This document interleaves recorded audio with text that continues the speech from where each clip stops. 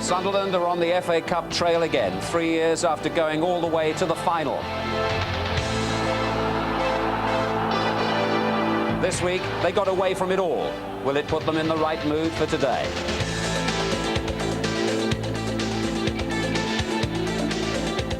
Spurs, of course, were banned from the competition till December the 9th. Now, they're one of the cup favourites.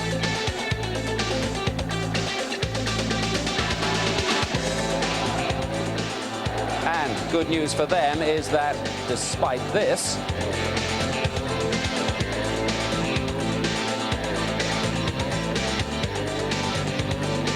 Jurgen Klinsmann has happily recovered and is fit to play.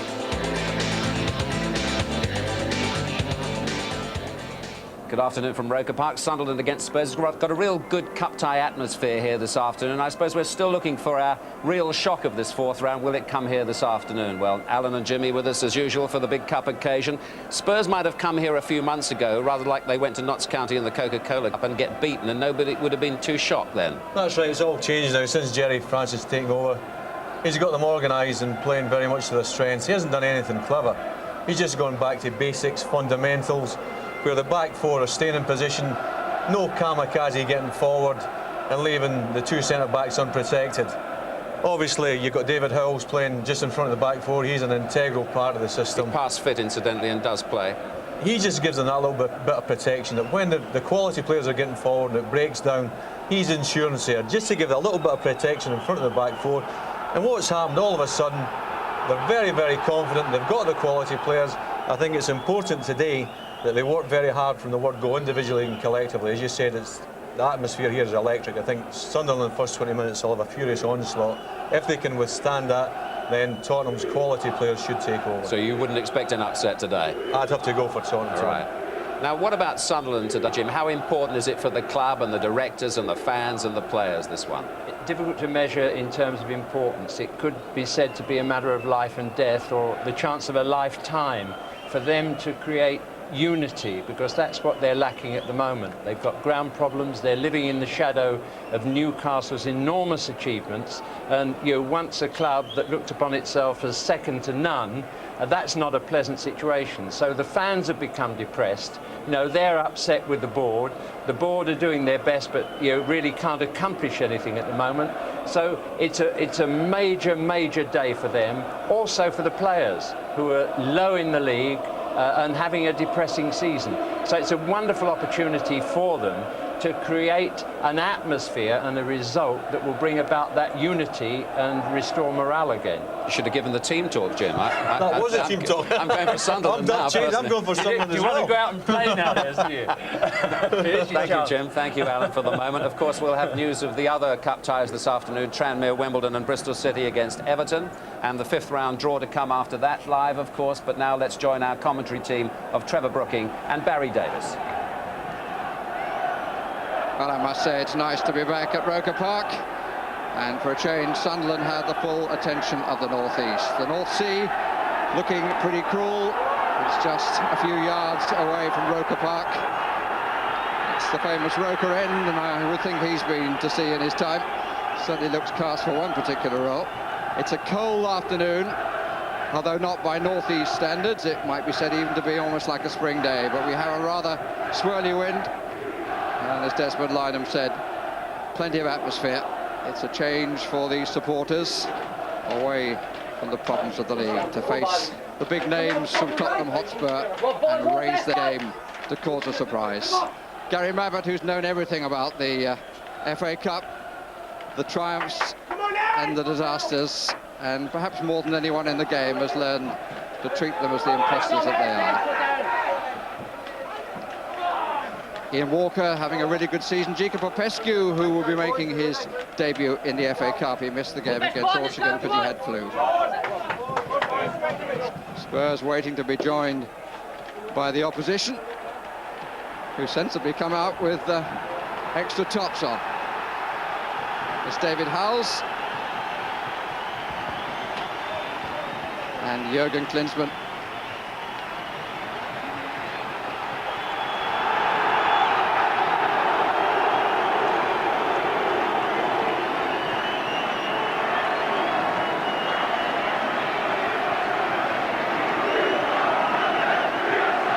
So as the teams are applauded onto the pitch, let's look at four young men for whom this is a very big day. Luke Ball, David Michael Dent, Daniel Lombardo and Aaron Morgan.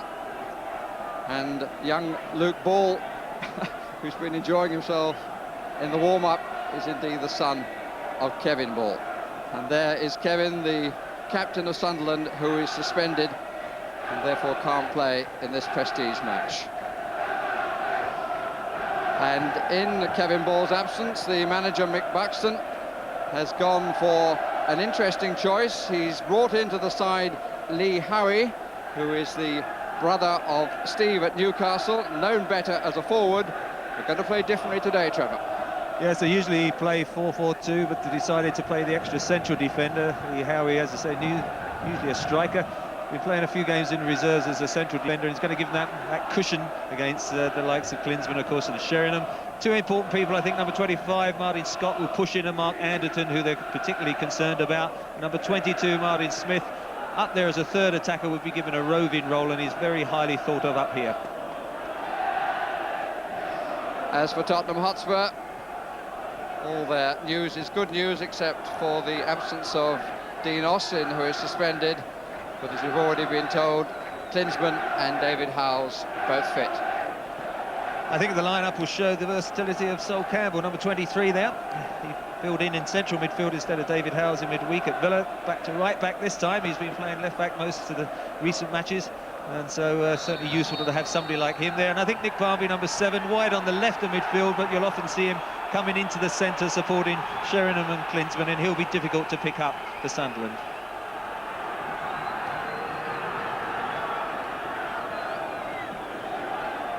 Well, we were looking at the mascots a few moments ago.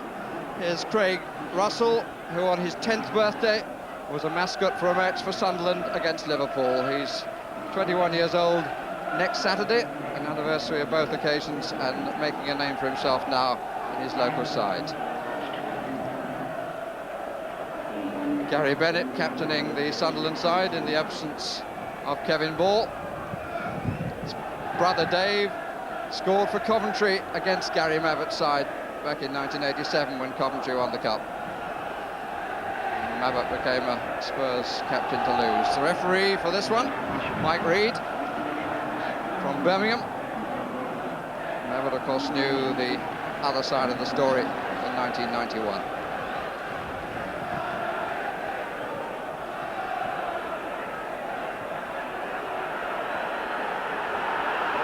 Referee in nice, relaxed, chirpy form before the match, and seems to have brought that attitude to the pitch.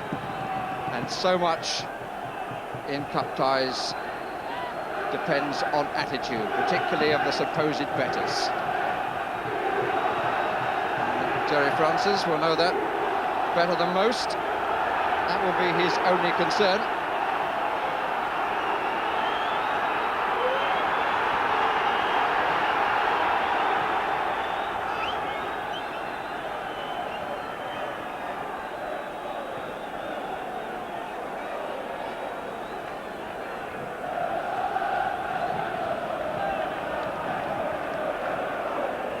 Referee just waiting a few seconds.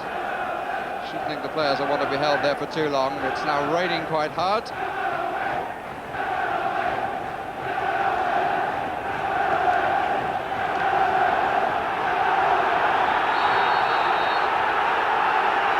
away go Tottenham. A attacking the Fulwell end of the ground. First up and under from Martin Smith, chased by Russell. Early feel of the ball for Ian Walker.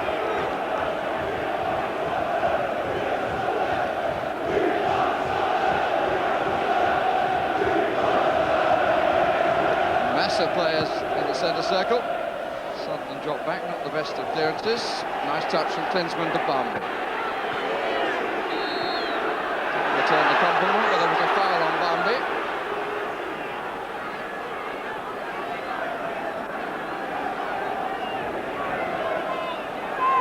Now he has moved across to the left of the back players. 7 red stripes on the 18-yard line. And the two-man wall, which is moving about a bit in the breeze. Anderson takes. Won by Bennett.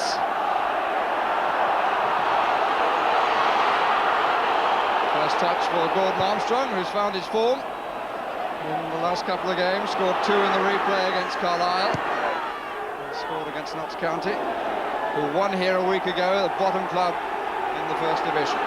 But this is the FA Cup, so that counts for absolutely nothing. Run by Ferguson. Pacey, strong start. Referee's given the free kick. Referee just trying to make sure that 1 or 2 tackles don't get out of hand. Often happens in a cup game. Could have let the game flow, but just decided to make sure he clamps down on it very early on.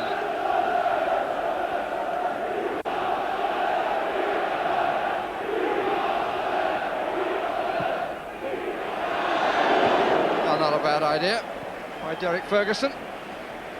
One of 10 internationals on the field in this 4th round FA Cup tie, sponsored by Littlewoods Pools. Come from 8 different countries. How our football has changed. Sorry for 1 or 2 rain spots on the cameras, but not even Ian McCaskill can control the weather. Kubicki, the pole. And it's run free to Smith, who didn't seem to be sufficiently sharply aware of the opportunity which presented itself. It's a corner, the last touch was off Sol Campbell. I think Martin Smith's first touch, his left foot took him wide. If he could have taken it across Sol Campbell, he might have got across the back 4 of Spurs there.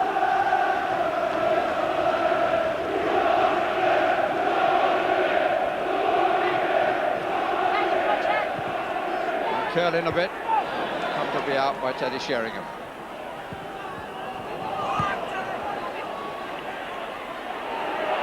Plenty forward still. Martin Smith. Bennett among those forward. Scott trying to get through. Stopped by Sheringham.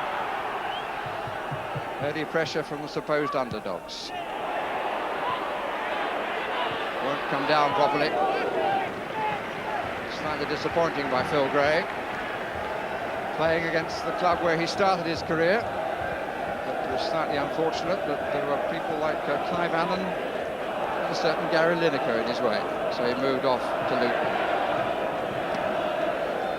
Played 9 games in 5 years for Tottenham, Phil Gray.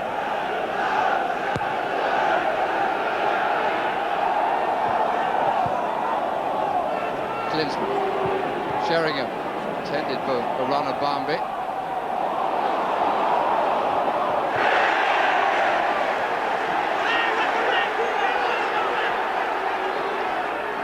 1 or 2 players wanting to let 1 or 2 others know that they're around.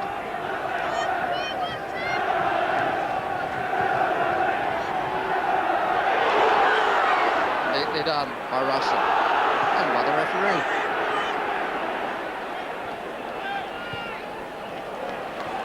Scott to Smith. Some rather strange names. We've got used to Kubicki's and Klinsmann's and Pesky. Sol Campbell gave it away. Andy Melville of Wales.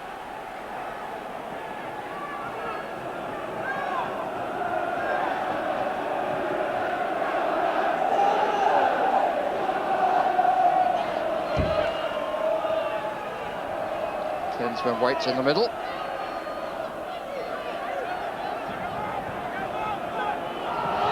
Run away from Klinsmann. Gray, a little push in the back by Calderwood.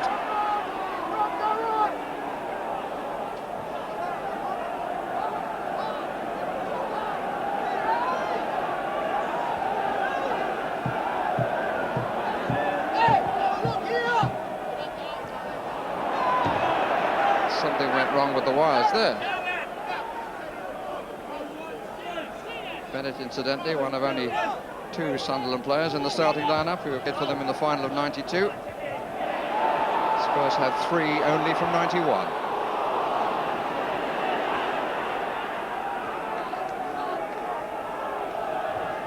That through ball just going out of play. Now, Spurs do like to hold a fairly flat back 4, play the offside, and Sunderland have to make sure that they time their runs well. That time, a couple of them caught coming out, and no one going from midfield, and the danger was lost.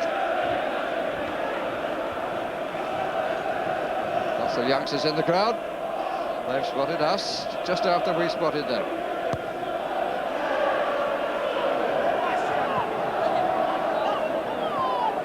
Wind in the main is blowing against Ian Walker, and it's telling. In comes Scott. Met the solid person of Campbell. Quick throw to Russell. Hang a little bit. Given air.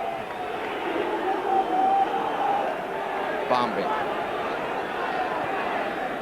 Pescu in the gloves to Campbell without them. Sheringham wants a long one to the far side. Klinsmann. Offside against Popescu. Klinsmann was trying to play it through to Popescu at the first time of asking, but didn't get it right. Popescu, along with Klinsmann, of course, added that little bit of culture to the Spurs play, and I think happier with Howes alongside him in centre midfield, because of course I think Popescu felt that he was quite often isolated with the 2 central defenders. Now with Howes sitting in there, gives him that protection to go forward now and again, which he does enjoy. But generally speaking, he is also another additional cushion for that back 4. Change of style brought about by Jerry Francis, as though he points out they've by and large been still scoring plenty of goals. No problem for Walker.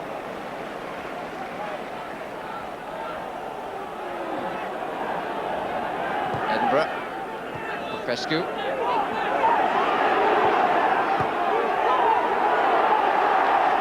pressure by Phil Gray.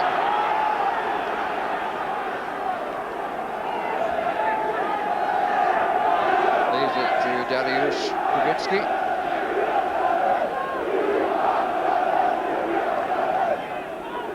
Gray. Maverick at his back. Armstrong. Scott to Smith, who's hugging that left touchline.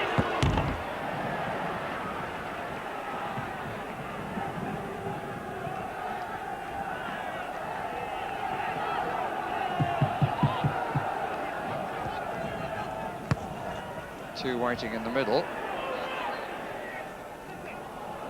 Sunderland ball.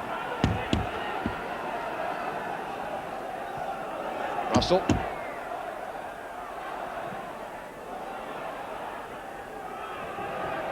What Howes intended.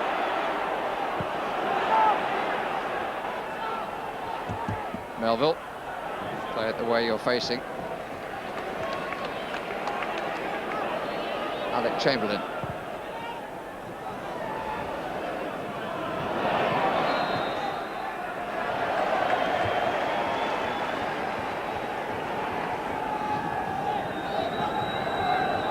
Chamberlain's been spectator in the main. Gary Bennett to take the free kick. There's Mick Buxton, the Sunderland manager. Used to be a Sunderland fan, stood on the terraces in the 50s.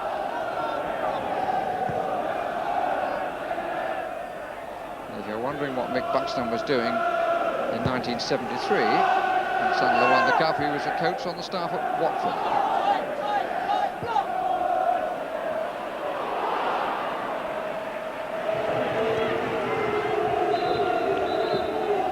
Ten gone, no score.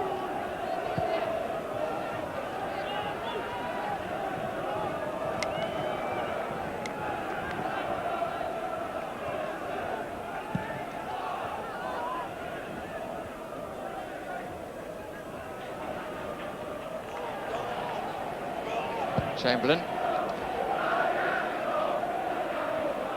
Has in fact timed the jump better than Armstrong. Threat in the end came from Scott. Playing the system, of course, Martin Scott, the left back pushed into that midfield area, such as also the right flank, Kubicki. They can join from those areas and get through the middle. That one just overhit, and probably the wind favouring Sunderland, if anything, is swirling around, but favouring them. They've got to be careful not to overhit their through balls, which they've tended to do up to now.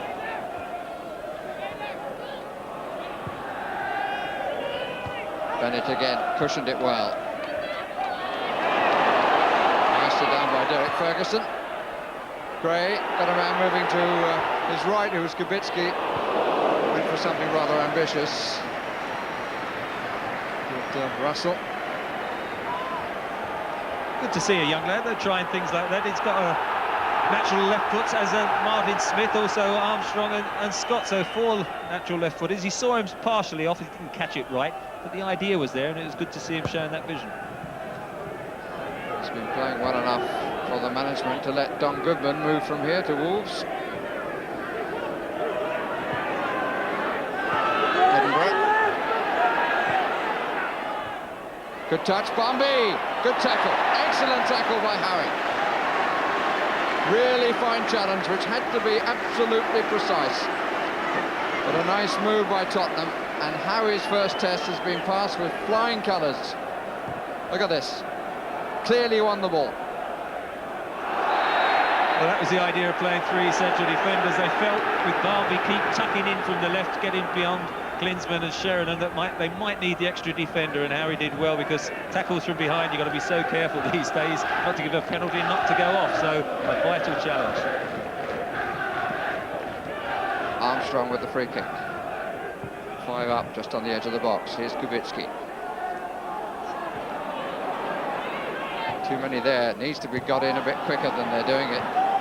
Kubicki really should have got the ball in. Appeal for handball. Play on, says the referee. Good decision. Walker committed, and committed well, denying Martin Smith.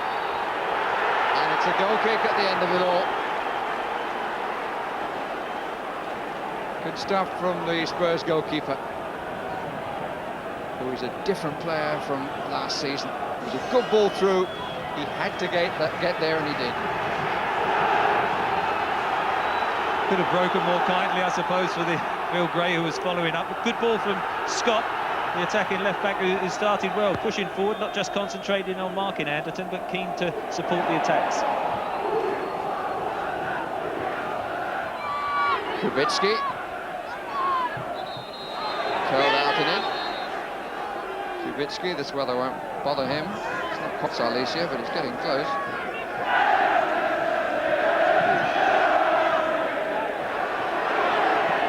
Edinburgh. Popescu. Calderwoods.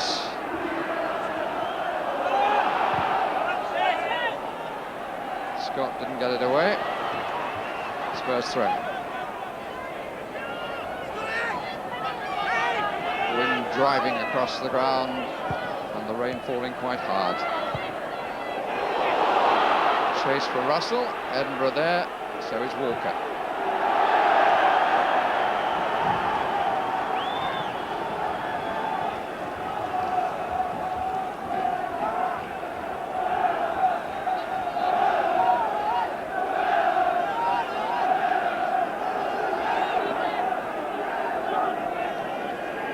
Ferguson. Nice dummy. Swivel. Scott to Smith.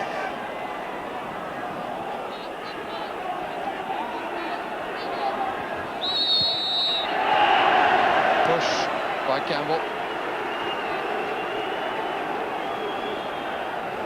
Certainly Smith having that left side at the moment. Looks like a ball player, likes to just entice the defender in to make his tackle, and they've won a free kick. Played Cordovan. It's flicked on. Comfortable from the head of Armstrong for Ian Walker.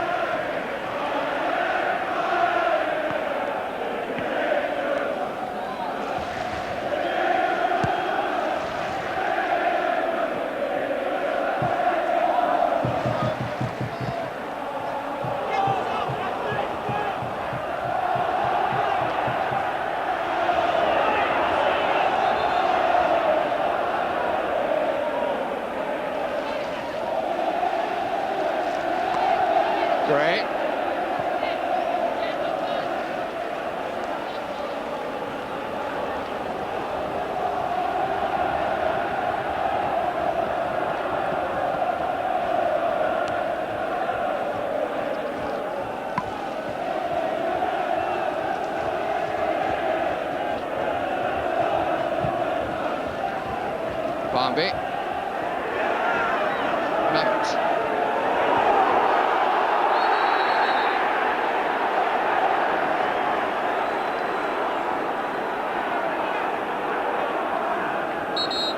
Mabbott leaves the ball. A free kick has been given. Ready to get to a central defensive position.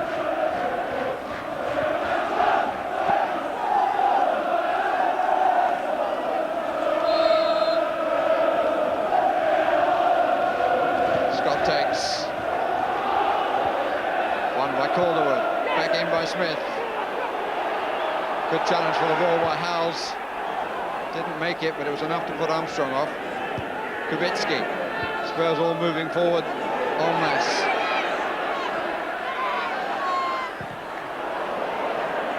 More up than on by Alec Chamberlain. Anderton. First wander by him to this left flank. Not a bad ball in either. Out by Melville.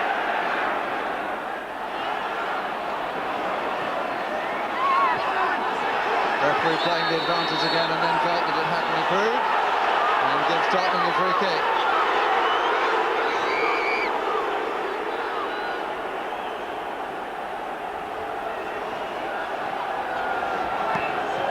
First yellow card, then Kubicki for pulling back there. He was going to be clear, Anderton, and referee quite rightly thought it was a dangerous situation and making sure that's not going to happen with other defenders. Anderton to take the free kick, given for the foul on him. Mabbott tried to get there. This is Barnby. Leaves it for Howes. Changes the angle beautifully. Well covered.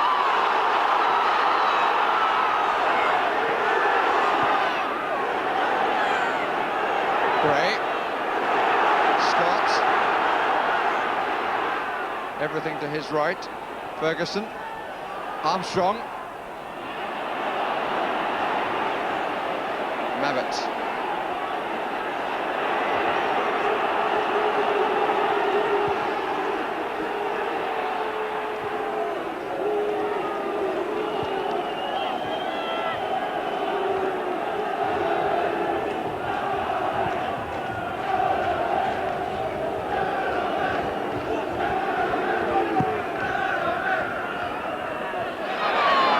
Away by Bennett. Armstrong. Forward, and that's usually been the case. Progressive attitude by the home side. Bennett fancies himself going forward too, Bennett, with some justification. Good mover.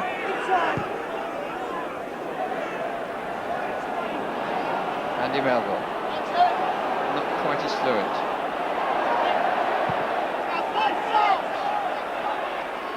Smith. It's the sort of role that David Howe plays so well. Why he's been the choice of Jerry Francis. He wasn't by Ozzy Ardiles, although it was Steve Perriman who brought him back into the side.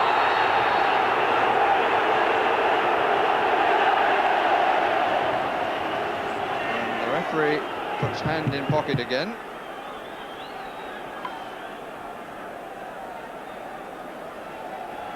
Doesn't make a fuss of things, Mike Reid.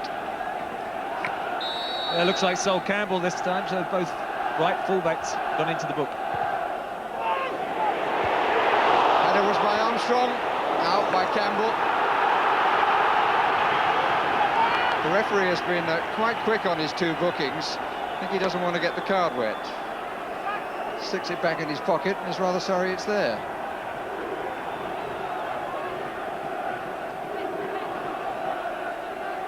Harry has come forward. Russell. Howes. Martin Scott shot. Comes out to Gray. Oh, what an opportunity for the former Spurs player. Came to him fortuitously. There seemed to be an almighty hole, but he couldn't find it. Walker was a bit on the left-hand post, but in trying to get it wide of his right hand, there looks the gap there, but he pulled it away from the far post. Well, I wouldn't think you get many better chances than that. Just before, I thought the header that brought the corner from Gordon Armstrong was a clear-cut heading opportunity, but he just got ahead of the ball and couldn't then get the glancing header. And then, of course, the ricochet dropping kindly for Phil Gray. And I think the golden rule is get it on target at least. Through by Sheringham. Popescu. Anderton. 5 Spurs players in the box. Sheringham at the back. On the header, but couldn't direct it with any great power or direction. Here's Gray. Russell. Oh, Gray had left that hole.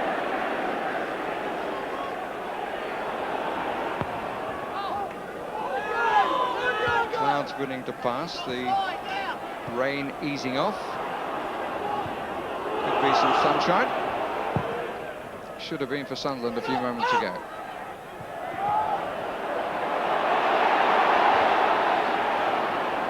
Comes through to Sheringham. Scott.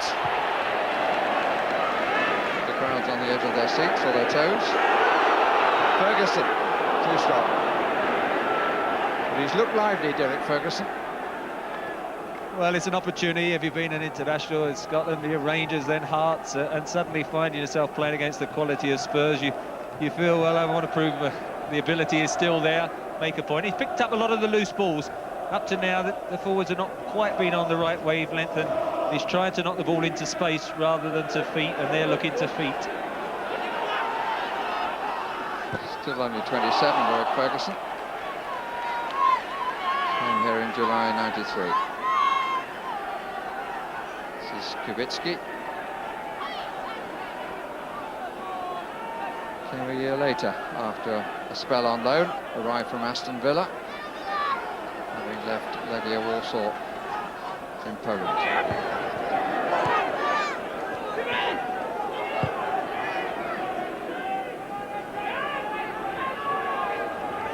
It's Colin Calderwood, also been a regular first choice for Francis.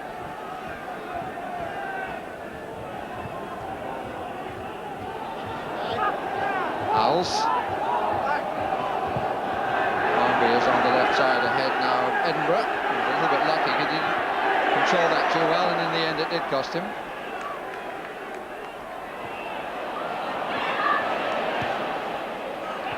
Ferguson, beautifully away from Popescu. Neatly done.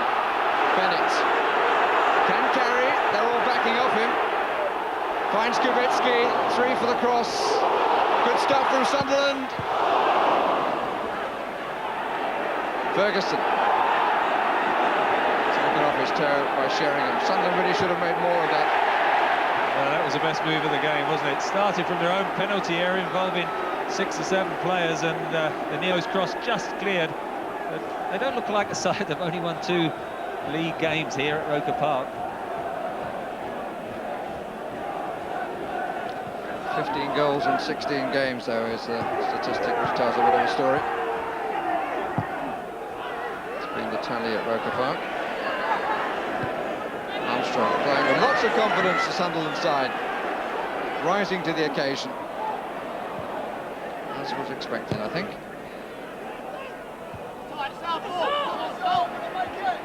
Been playing 25 minutes, we haven't had a goal. But lively enough. Not lively enough for him, though.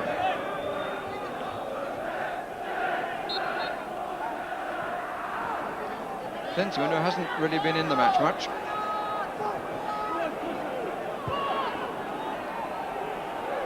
Mabbott. Popescu. You'll notice the gloves are matching. Sheringham.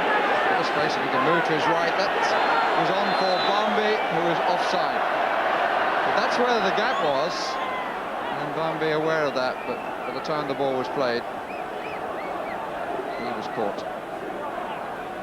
Well, they like Barnby to float around and come through that middle, but with the extra defender there, it's not easy for Spurs at the moment to find the gaps, so they might have to look in wider areas. Darren Anderton has found it difficult to get into the game yet. Whether the 2 fullbacks then might try and push forward just to spread the width at the moment. But Spurs up to now have sort of been playing the width of the 18-yard box, and apart from that one chance that Barmby had when Howie made the good tackle, they haven't created any openings.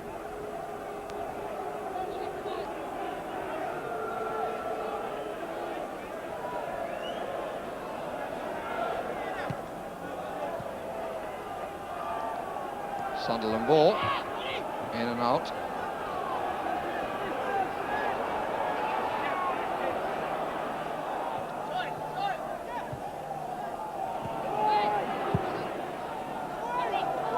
Melville.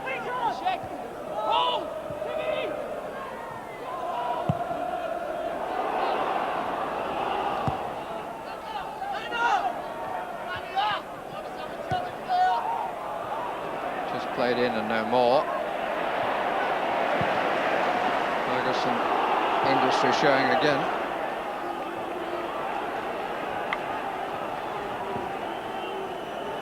Sunderland needing to keep the building going. They've had one fine chance from Gray, another attack in which they had full control and all sorts of options and didn't make use of it.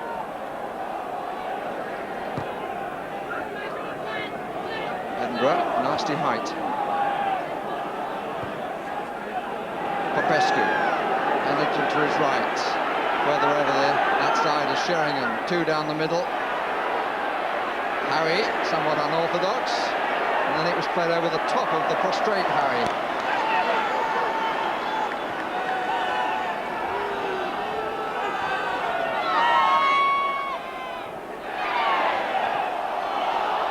Ball stayed in, said the linesman. This is Barmby, shooting chance. Tried to get Sheringham in instead, and the flag up on the far side again. And the Butler on that far side seeing rather a lot. Mr. Andrew Butler from Wigan.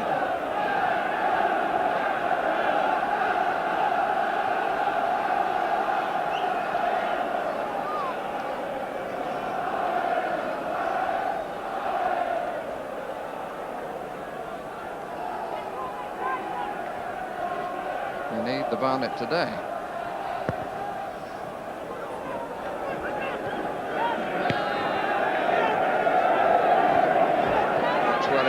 Sheringham twice.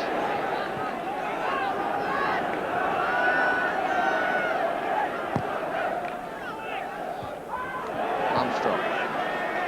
Kubicki.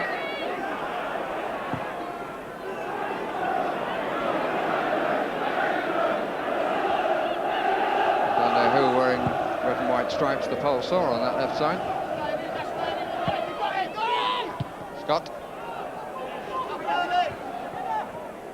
Armstrong. Chase for Gray. Be a fruitless one, I suspect. And the game has gone off the boil a bit. As we approach the half-hour point. Still no score. In a round which hasn't produced a surprise of any note.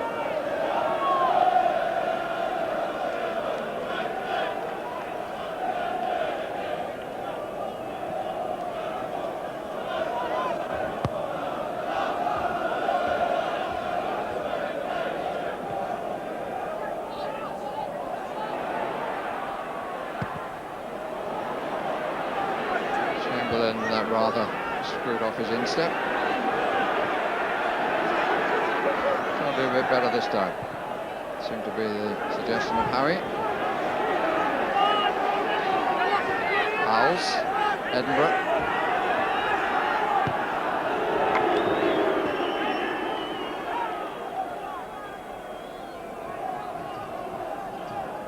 Sixth meeting between these sides in the FA Cup. First since 1961, Spurs double year.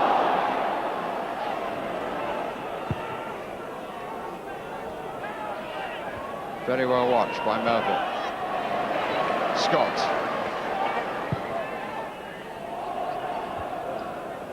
Defenders winning out.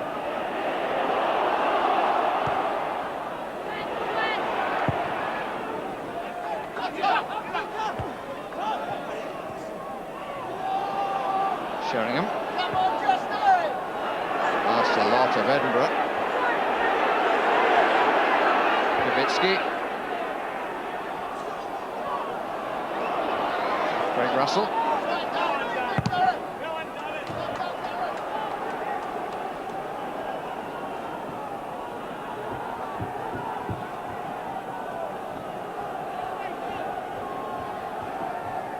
Well, if you're disappointed that there isn't a goal here, you can see on your screens that confirms there isn't a goal anywhere.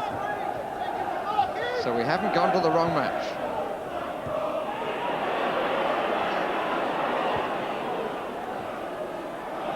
Bennett.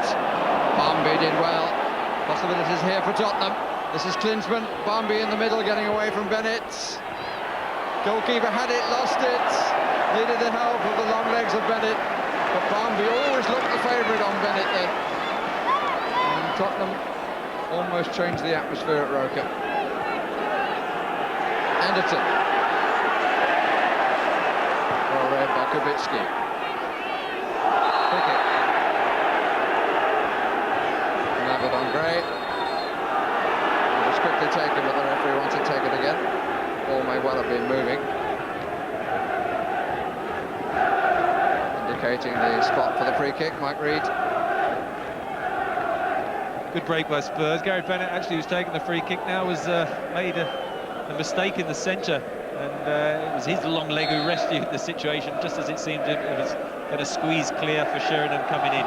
Vital clearance. 50 forward, Howard made the run, out by Anderton.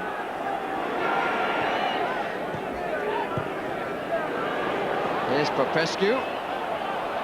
Klinsmann makes a diagonal run and falls flat on his face. Sheringham back for Barmby. It's interesting that Nicky Barmby has been involved in the best that Tottenham have offered in the attacking sense. He's got great awareness, knows where the other players are around him. Let the ball run superbly there, Teddy. Sheringham very frustrated because he only needed to cushion that through ball, and he knew it was on there for a clear shot on goal for Barmby. That was their best move. Good balance by Melville.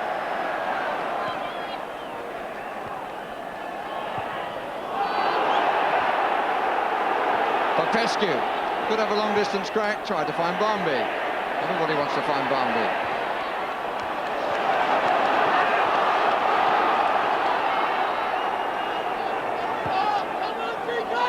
Here's Ferguson. Two forwards. Kubicki, Gray to the right. It's liven up again. Three waiting for a cross. It could not be so described. Kubicki hurt. Referee allows play to go on. Gray was offside. And Kubicki, the pole. It's down hurt.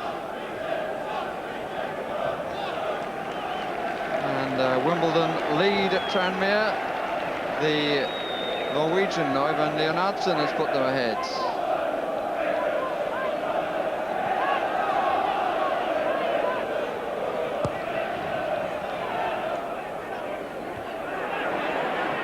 Stood his ground well then, Bennett. Physically strong. Russell and Mabbott and Walker. Does all that very calmly. It's one of those goalkeepers who's not unhappy about the change in law. Requires them to be an outfield player at times as well.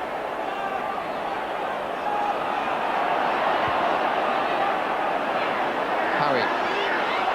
Bennett. Armstrong. Waited. And a free kick given against Howes. So I'm not sure he didn't win the ball then, but the referee thought differently. Well, the ball through to Armstrong was just a bit slow. He had to wait for it. And I thought Howes just got the toe ender first, and then just the follow through of the tackle brought Armstrong down. So I can understand his frustration.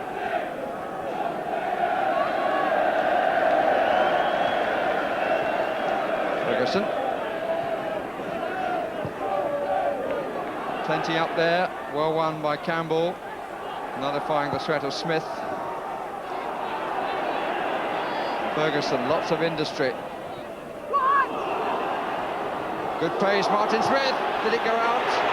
No, it didn't, according to the linesman, who I have to say, was just a bit short of cutting up with the corner flag. I thought that was out of play. Russell.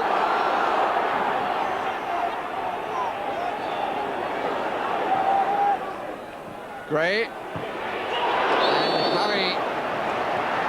Effective for the corner. There's a good run by Marty Smith, the one. It was close to the byline. The funny part was that the referee, Mike Reid Bolt, actually sold Campbell from making the initial tackle. So if that ended up as a goal, he wouldn't have been too pleased. And that's the corner kick now coming. Well, Harry shot. Harry back in the role that he's played more in the reserves, and occasionally in the first team. Plenty of curl. And at the back was Bennett. And he's a touch unlucky. Gary Bennett, real servant of this club. Up a flick away off the head of Popescu, and he wasn't far away with the return. Haven't been that many chances, but 2 or 3 what you would qualify as very good chances. That one coming to a defender, he knocked it first time. There wasn't anyone on that post. If it had just been a little bit lower, certainly though, still Phil Gray's opening is the best chance in the match so far. I think it was in the gift-wrapped variety. Armstrong, Russell, Scott. Gray has pulled away. Saw it a bit earlier than Edinburgh that it was going to run long. Kubicki, just a bit tight on the near post. You don't beat me like that, says Ian Walker. Yeah, just broke kindly for Kubicki. Just should have pulled it away that little bit further. Quite a comfortable save. But they've shown a lot of confidence, Sunderland. Been pleasantly surprised, really. Martin Smith, certainly, the number 22, has got a delightful left foot. I like the left back, Scott, who pushes in as well, and Derek Ferguson in midfield. A very even first half.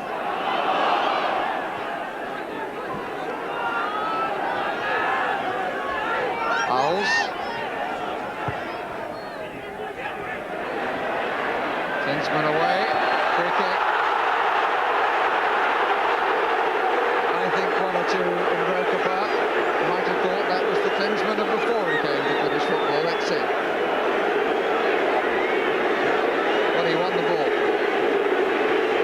And then afterwards, the free kick was won. Yes, having seen that, I think most neutrals would say, let's hope it doesn't end up with a goal.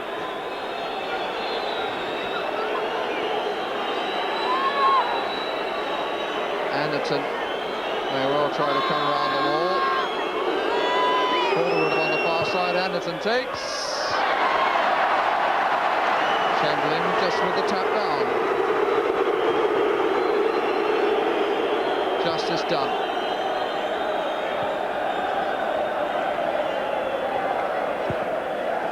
A little bit casual, the save there. I thought it was a bit late going for it. Shouldn't have beaten him, but he seemed to swerve towards that top corner a bit late. Nearly called him unawares, but as I say, it would have been very unfortunate because it was a good tackle.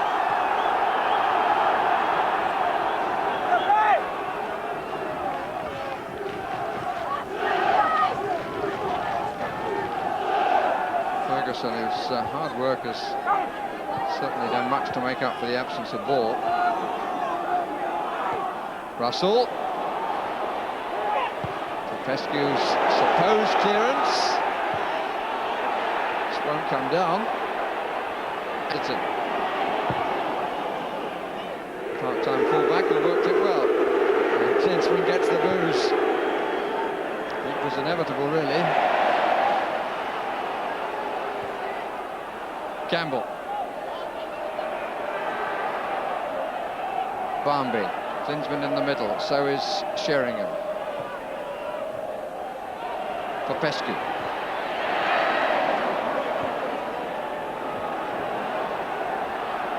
Again, the Romanian.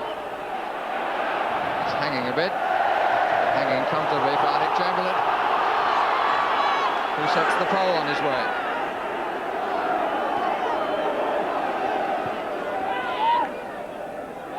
Russell. Forward to Smith. Who let it run and then didn't have room to get round the bulk of Campbell. he was unlucky. It was a good ball from Russell. Marty Smith thought he would just let it run, take it away from Colin Calderwood, not realising Sol Campbell was quite as close. And when there was a weight confrontation, I think there's only one loser.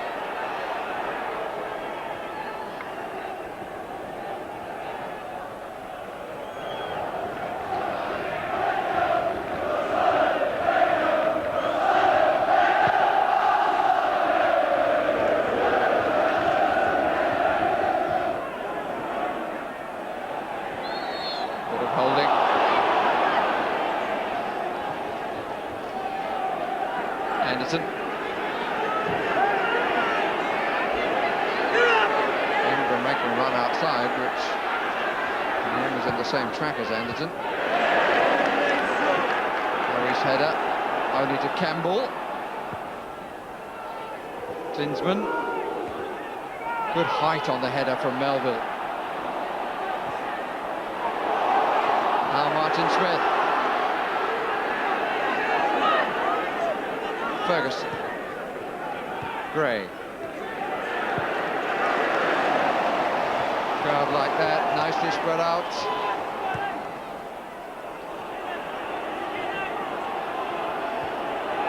Beautifully done by Russell. No foul. Again, a question of physique.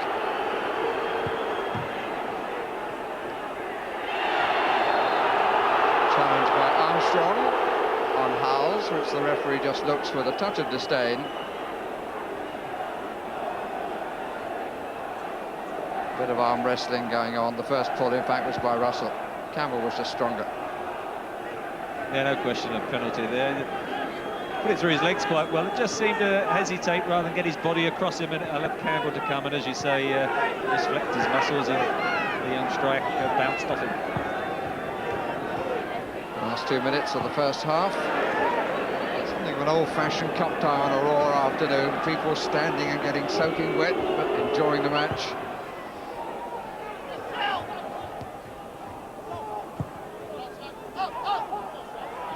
And certainly Sunderland have given as good as they've received.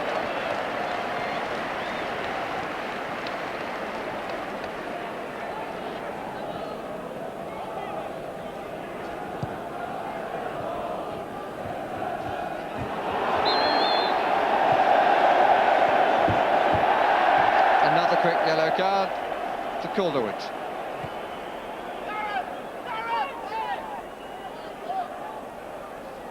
Free kick coming as we move into the last minute of the half. Been said many times, but it doesn't prevent it from being true. What a good time this would be to score. Plenty looking for the opportunity. Fair about a push and shove. Oh, that was a damn squib. I'm surprised how many sides take a free kick from there, sort of in the centre of the pitch. It's very difficult to get a clear header from a hanging ball like that. I always think it's a better option to play it either on one flank or the other and cross it more diagonally from a better angle. But I think Sunderland will be very pleased how they've done it. If anything, they've had the edge of the first half, the clearer cut chances. I would think Mick Buxton might be a bit disappointed that they haven't just nudged ahead. Martin Smith trying to change that. Stopped by Calderwood. Here's Anderton. Sheringham. Referee has a check of the watch as Tottenham Bill on their left. Edinburgh. Anderton. Seeing him only in flashes, Anderton. It seemed to hang a little bit. I'm waiting for people to go for it. Shot on the turn by Sheringham. Greeted in the expected manner at the full well end. Huge sympathy for the error.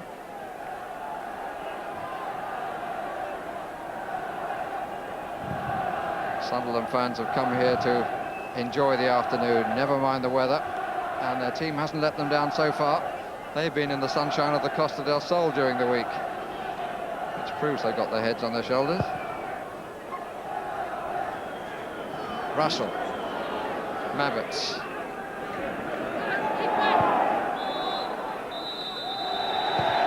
And we reach half-time with a blank score sheet. I'm sure Sunderland will feel that it shouldn't have been so. Phil Gray certainly had the best chance of the half. There was a gap to be found to Walker's right, but it curled away his shot from the far post. And Nick Barmby, the most lively of the Tottenham attack, but neither goalkeeper beaten. Half-time at Roker Park on a cold, wet afternoon, but a match being enjoyed by the locals. 0-0. Well, Sunderland probably did have the better of that first half, didn't they, Alan? But you still think that the Tottenham class will tell in the long run, do you? I think it might be. I think they've got the better forwards. For me, it hasn't been a great spectacle, but it's been interesting. Sunderland have played exceptionally well, as you said. They've had the better of the chances, they've been positive. Whereas Tottenham, for me, have basically gone full circle. When I talked about kamikaze attacking before the game, I never thought for a minute they'd come here and be overcautious. That isn't necessarily a criticism, because I probably would have played the same way, getting men behind the ball, competing, making sure that you're not going to lose goals early in the game, and hopefully your better players can come through in the end. I just feel that they've got to get more men forward. You know, they really aren't breaking from the middle of the park. Klinsmann hasn't been in it at all. Barmby's been their best player.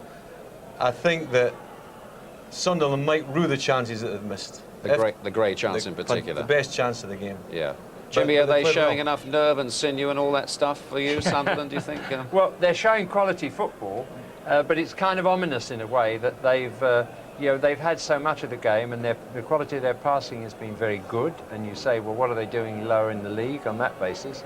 But nevertheless, there is a lack of incisiveness, I think, finally, because they haven't been getting results. I think Barry pointed out the fact 16 goals in 16 games, and that says an awful lot. You can see it in a way, and you feel that because Spurs are playing a containing, holding, very safe game, and also when they break in the space, and they've got quality players who can use that space very well, you feel that in the end, Sunderland are going to push too hard, they're going to leave themselves stranded, and Spurs are going to find the space to steal that goal. That's the way you would predict the game is going to go. Okay, yeah. Thanks very much for the moment. We'll be reporting, incidentally, in a moment on the other two cup ties being played this afternoon. But meantime, let's catch up on the highlights of the cup ties that were, of course, played yesterday. At the end of a traumatic week for Manchester United, 43,000 turned up to see the tie with Wrexham. Some were keen to emphasise their loyalty to the fallen hero. United without Eric Cantona, but it was business as usual, despite an early hiccup.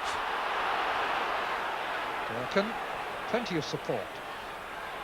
Oh, that's a lovely little ball through for Durkin. Yes, he scored! Durkin! Kieran Durkin! Needs to take. Keeper stays on his line.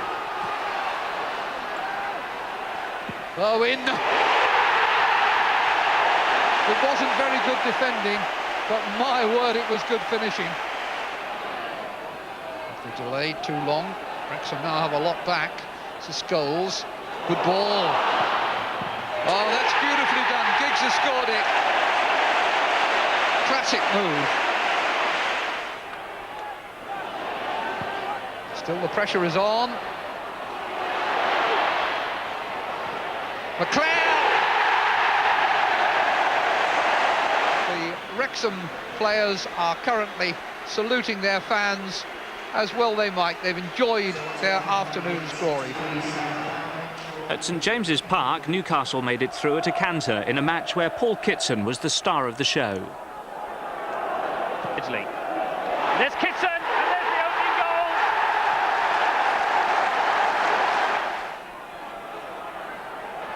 To Fox. Nice one too for Hodiger. Gets to the byline, useful looking cross, goal! Number 2, Kitson. Kitson on a run. And Fox. Neatly inside to Kitson, chance of a hat-trick. Oh, what a great goal! It can't just be the arrival of Anthony Yeboah, but something has happened at Ellen Road to clear whatever was clogging up the scoring works. Phil Mazinga and Brian Deane combined to set up a goal for David White after only 8 minutes. 2-0 up approaching the hour, Leeds grew complacent, allowed Mark Brennan to get to the goal line, and Gunnar Haller arrived to start the alarm ringing. That, though, merely woke up Leeds. Almost at once they contrived to get White free on the right, and his cross to the far post coincided with the arrival of Phil Mazinga. 2 goals ahead again, too much for Oldham. A half-time telling off from manager Alan Ball inspired Southampton to an early second-half goal, but in the end they had to settle for a replay against Luton. Oh, it's a good run by Heaney, near Beauchapelet! Southampton are in front. It's Dwight Marshall. And they're appealing for hands. Given! Penalty! Oh, Guamelon, great save! Mitchell Thomas can't get to it. Heroics here from the veteran goalkeeper. Dixon with the flick on. Oakes. Oh, Marshall. Biggins in the middle. Still Marshall. Biggins! The 33-year-old on loan in his first game gets the equaliser. Now here's a handful of ties that will need no second opinions. Crystal Palace won by the odd goal in 3 at Nottingham Forest. Ian Dowie scored it. It was his first in his new colours. Queen's Park Rangers settled their West versus East London derby with a series of passes on the right that left Andrew Impey free on the left. And that was the only goal. And only one at Main Road. Ian Brightwell's floated pass dropping neatly into Paul Walsh's stride. Aston Villa back to fending off relegation. The Cup, though, remains a happy distraction from reality for Leicester. They went to Portsmouth, scored the game's solitary goal through Ewan Roberts and relished the knees-up that followed. No transfer bids reported so far from the Folies Bergère. And Watford eased their way into the last 16 at the expense of the club who knocked them out 3 years ago. It was Andy Hessenthaler's right foot that exacted sweet revenge. At the New Den, though, Millwall couldn't quite crack Chelsea. Tony Whitta's header beat Curran, but there was a clearance off the line. Dennis Wise took the credit for that. So it finished goalless, as did Burnley versus Liverpool and Coventry versus Norwich. But the replay at Stamford Bridge may come too soon for Jakob Kjellberg, carried off with a damaged collarbone. Blackburn Rovers out of the FA Cup, but very nicely on course for the Championship. And if Alan Shearer continues in his present form, then who can stop them? Ipswich Town's leaky defence caved in after just 3 minutes for Shearer to finish in typical style. The early goal set the tone for the rest of the match. Shearer, playing his 100th senior game for Blackburn, scored a superb second, which takes his total to 82 in all. Blackburn went 3 up through Sherwood, and although Walk scored for Ipswich from the penalty spot, Blackburn too took that route for their 4th when Shearer was fouled. He took the kick to put Blackburn 4 points clear at the top with a match in hand. Well, it doesn't affect Blackburn, of course, but remember we've got the draw for the 5th round of the FA Cup coming up live after the match here. Sunderland 0, Spurs 0 at the moment. But what about the 2 other ties being played this afternoon? First, let's hear about Tranmere, playing here in white, incidentally, playing Wimbledon this afternoon. Clive Tilsley commentating. This is John Morrissey. He's made space. Oh, and it forced a good save from Hans Segers. Didn't quite get the power behind the left-footed shot that he would have liked, but he jinked his way into an excellent opening.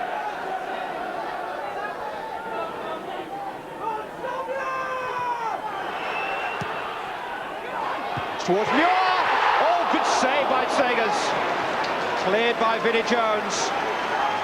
But the last line of Wimbledon defence was all that separated Ian Muir from the opening goal there, and a really good save by Hans Segers.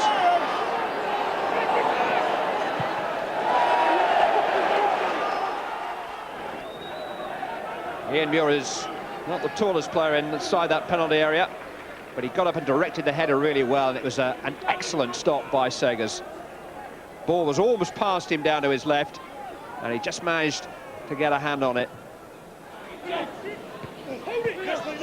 Leonardson, Harford, Earl, on by Koku, who came off a real chance for Leonardson, with it in front.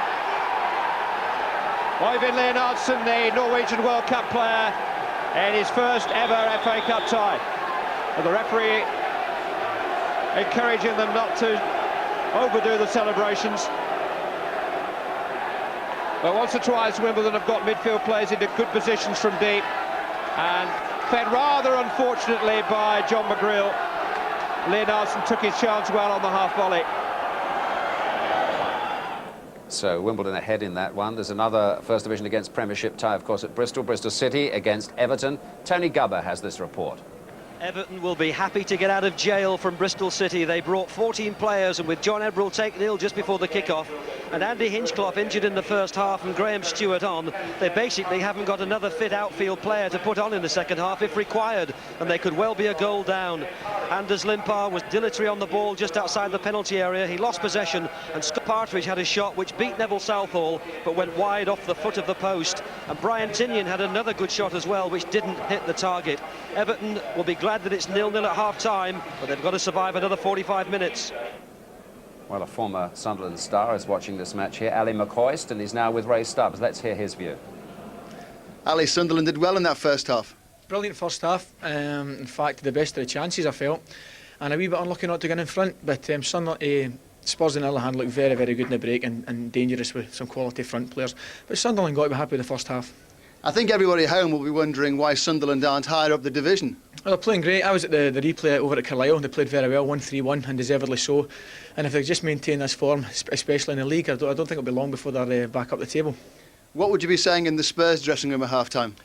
Well, I don't think the manager will be too happy with them, by the way they've played. They have looked confident in the break and sort of sharp when about goal, but at the same time not too good at the back, and Sunderland have had the better chances. It'll be very important for Terry Francis' team not to lose a goal. And you got a great reception when you went out to the pitch from the Sunderland fans a few moments ago. Absolutely amazing, and considering it was hopeless down here, it's an amazing reception I got.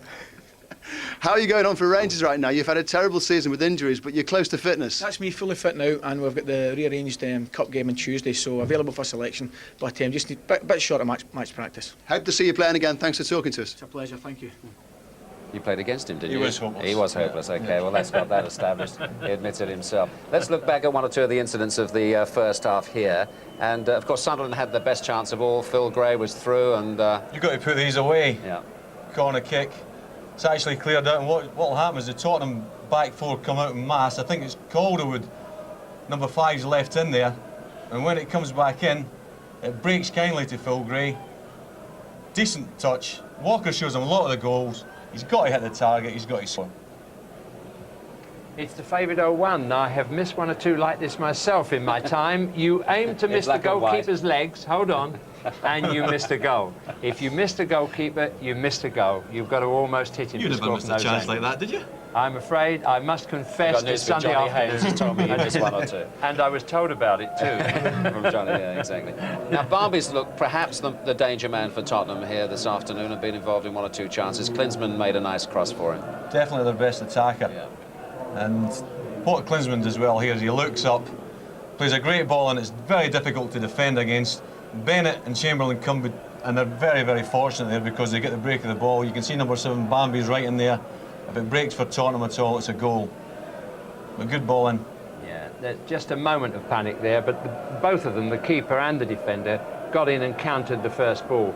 But from then on, they weren't much in control of it. It was just a matter of luck that the first player didn't get on the end of it there and hole out. Good crossing. In fact, they had an early chance, Tottenham, didn't they? Again involving Barnby, and the defender, Howie, wasn't it, made a superb wonderful challenge. Tackle. Yeah. No room for error really at all in this. He's cleaned through in goals. The foot comes out. It around, yeah. If he mistimes that, it's a definite penalty kick and he might go off. It was a fantastic challenge early in the game. It's very interesting for those who argue FIFA's case and saying that this is a tackle from behind, you know, come what may. It's good movement, this is good flick. He's maybe a little bit slow getting onto it. He maybe should have taken it a bit quicker, but the tackle is absolute perfection. Long legs. Yeah.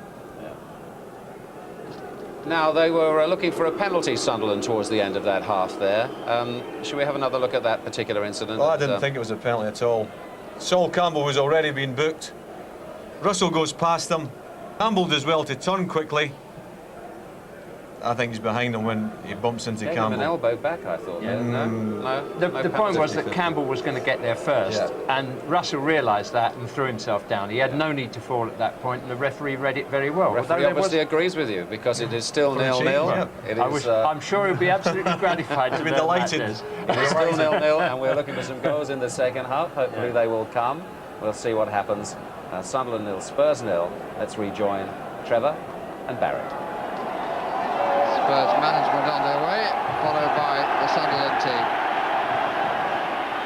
And all the interest here in Roker Park. The docks lie idle.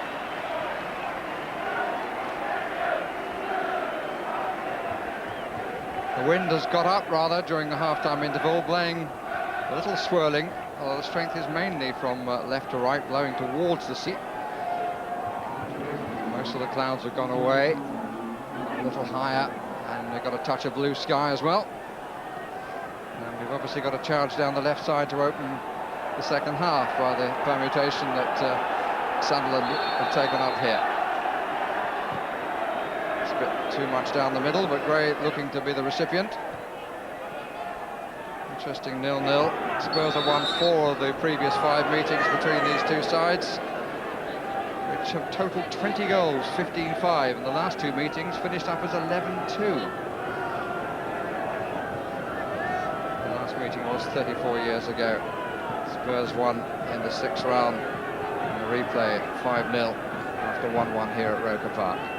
Went on to do the double. Didn't have Romanians and Poles playing in those days. Mavets, Sheringham, the Germans. Here's Klinsmann. Anderton struck it cleanly enough, and on the near side rather than the cross goal.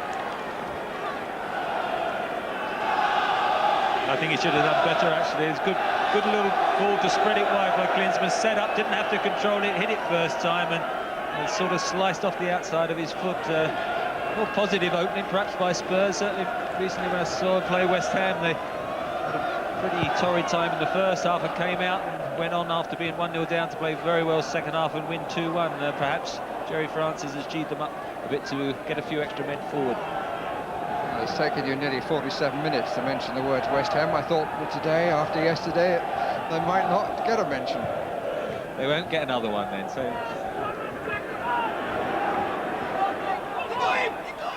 Howie has done his job well enough so far, including that excellent tackle on Barnby. Bennett. Good stuff from Gary Bennett. He's been here 10 years. And he's played a bit, as they say. Barnby. Forward for Anderton.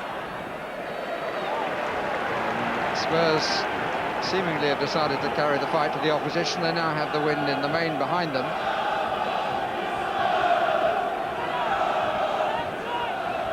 But Jerry Francis with a reputation for being able to warm the dressing room at half-time.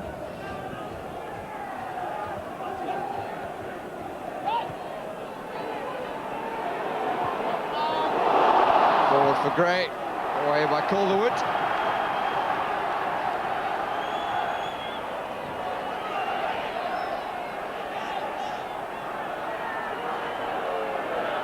No changes, incidentally, in personnel. Which is no surprise. Each gave his all.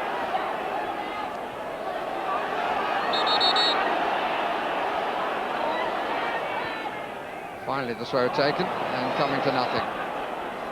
Klinsmann. Klinsmann again. Well involved in this half, Klinsmann. Had a fairly quiet first period. This is Barnby. Pulled across. Sheringham and Barnby may be a bit close to each other in the end. I think Barnby was prepared to finish what he had started. They've pushed Sunderland back up at the start of this second half. Showed their little bit of extra quality and class. Came inside well, Barnby, after being released by Klinsmann. Just got knocked off balance, and that's why perhaps the shot didn't end up on target. But at the moment, they seem as if they're determined to take their grip. Barnby again. Anderton. Popescu was about to go outside, but Anderton went there on his own. That is a goal kick. Came off Andy Melville.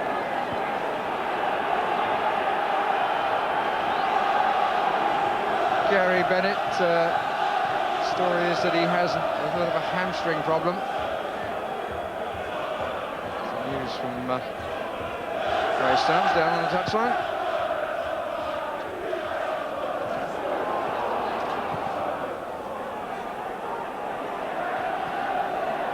Popescu. Sunderland have got to be very aware of being forced back in this opening. Sheringham's cross came off the woodwork. Popescu blocked by Bennett, but with his hand. Handball, and Bennett is sent off. Sunderland down to 10 men. Save from Popescu with his hand getting up behind the goalkeeper. Sunderland down to 10 men, and Spurs have a penalty. 5th minute of the second half, and Jurgen Klinsmann with the chance to put Spurs ahead. All not quite on the spot. Chamberlain, a little shrug of the shoulders. It's down to him now. Oh, what an excellent penalty. Could not surely have been more accurate. Klinsmann's 17th goal of the season, his 2nd penalty. And this is what led to the penalty. Popescu, who started it, in fact, and it would be Popescu in the end who was denied. Came back off the post, not sure that Chamberlain got a touch.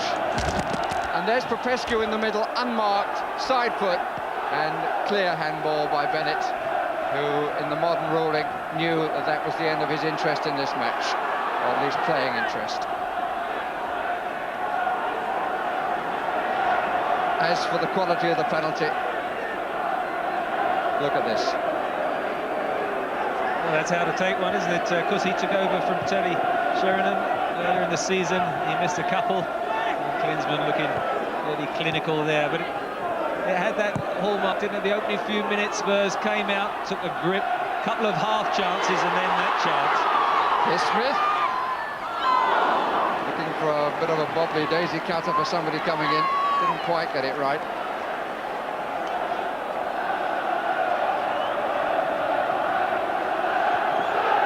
I would think the Spurs manager was the person who lit the touch paper. Because the worst thing, apart from conceding the goal, is you've lost a player as well. The referee quite right in modern day rulings. No alternative but to send Gary Bennett off. But it does mean now they've got to go without that cushion of the 3rd central defender, and they're just playing a normal flat back 4, and the rest of the side will stay the same. Sunderland now in need of producing a performance which will go down in the annals of their history.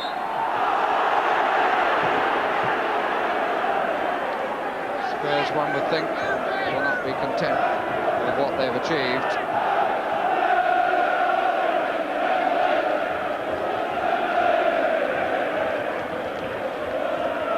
Howells, Anderton. At the moment, Sunderland have gone to the flat back 4 with Armstrong on the left side.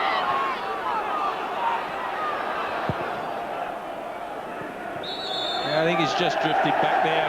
He was defending at the time, but they're going to play the flat back 4 with him going into midfield as he has been with Ferguson. It's just that he worked his way back there. The problem will be Barnby now, because he comes into that middle with the 2 strikers, and without the 3rd central defender, he might pick up the space. What Sunderland need is an immediate reply. Harry is up, so depositively was Popescu. Most of the Spurs fans at the end being defended by Chamberlain, so they had the best view of all that. Sheringham. Campbell.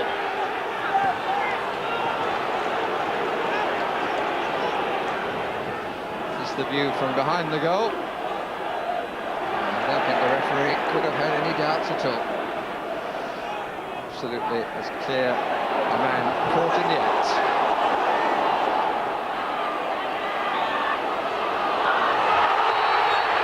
Free kick is given. Popescu clearly thought that was a dive. It could be said that Martin Smith made quite a lot of it.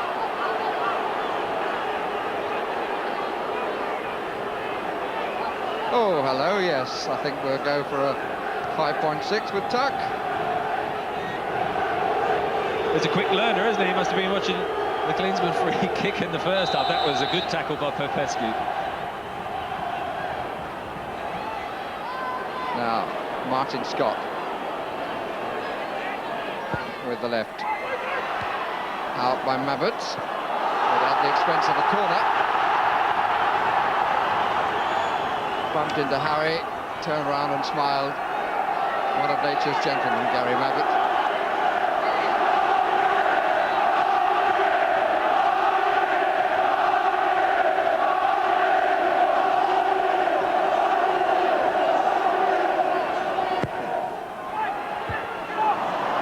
Short.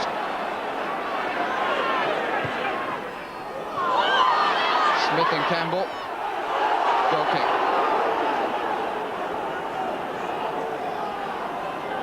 Martin Smith just behind Sol Campbell. One of those players who, as I said in the first half, he loves to hold on to the ball, run at defenders. It entices you into tackles. On that occasion, just beforehand, Popescu got the ball, but because he did get Sol Campbell a booking earlier, so perhaps he's the man to let him have it to feet and try and take on the defenders. But with a man short, it is certainly a mountain at the moment for them to climb, because when you're losing matches as they have in the league, the confidence tends to drain when you go behind in a match.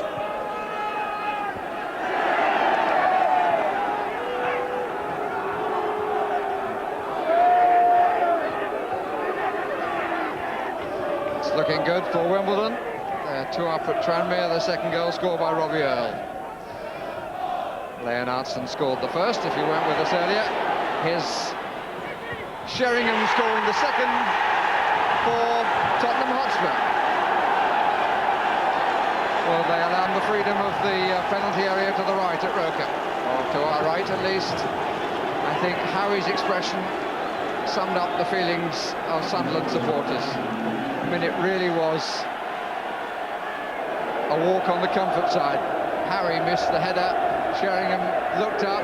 Nobody came to him, so he thought, well, I might just as well go and finish it myself, and he did with some aplomb.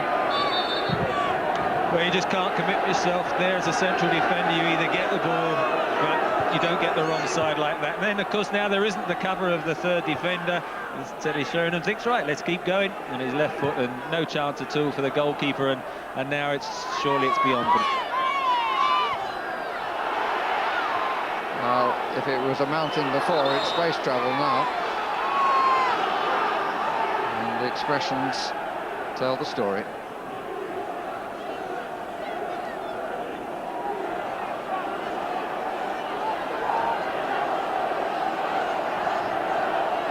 Walker seemingly mopping his brow then, but I can't believe there are too many concerns among the Tottenham ranks at this juncture. Credit them for the positive start to the second period, but it's all fallen apart for Sunderland. Offside. Well, there as well, the Spurs had 5 breaking against 2, and Sunderland now just lost their organisation. And here you can see he's looking for the square ball, but nobody has come out at all. And in the end, he just lifts it over the goalkeeper. Keeps up the battle and scoring stakes with Sheringham, with Klinsmann, moves Sheringham up to 14.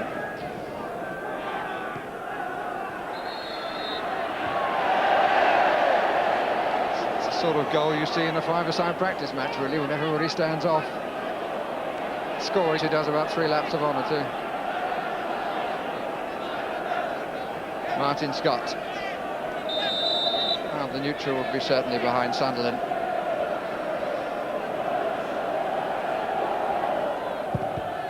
Collar deflection, met by Calderwood.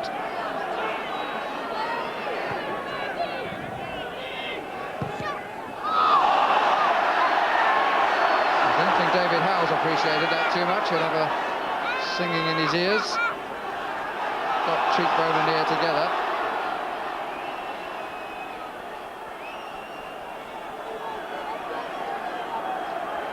Certainly will be many supporters who feel that Sunderland have paid 2 penalties, and now they've conceded 2 goals. And there's so much space around.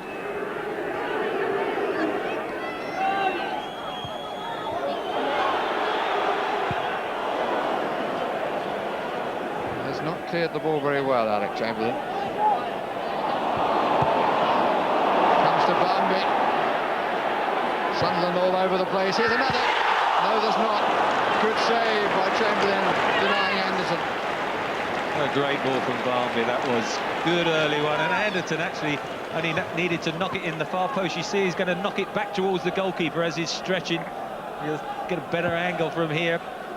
Empty net, but he's knocked it back to the keeper, who must be very grateful to be holding on to that. That should have been the third. But they're rampant at the moment, and Sunderland completely lopsided now without that extra defender. Martin Smith. Pity the run promised rather more than that.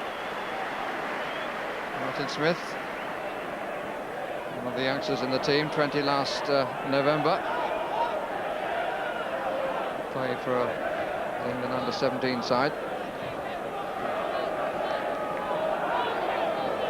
Famous terrace at the Fulwell end at Roker Park.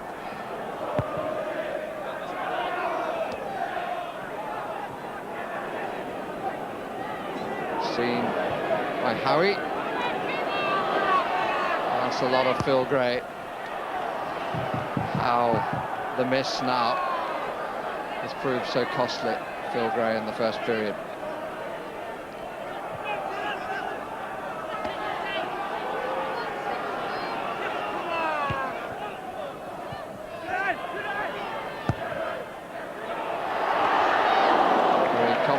And calmly claimed by Walker. Good clearance too. Anderton, Klinsmann down the middle, Sheringham on the left side. Popescu coming in now behind Anderton. Barmby's up in the box as well. Anderton a touch greedy, to tell the truth. Armstrong trying to release Gray. That's a very good ball.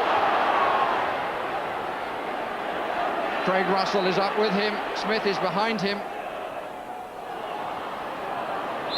Unhappy end.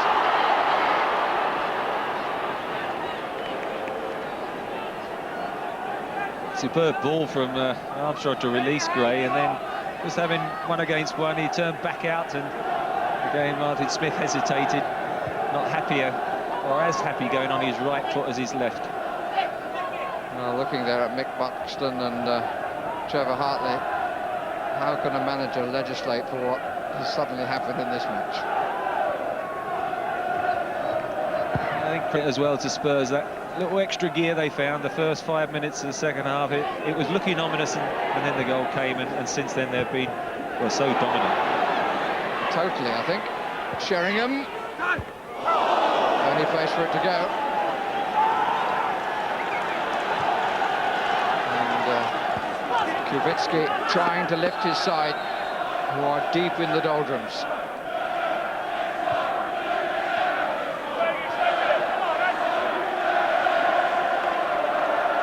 With still, what, 27 minutes to go. Spurs such a good passing team. With a man short, you could almost see them certainly getting another couple at least. 2 in front of Chamberlain. Away comes Calderwood. Mabbutt is still in. Out by Phil Gray. Klinsmann. Put out for Howie.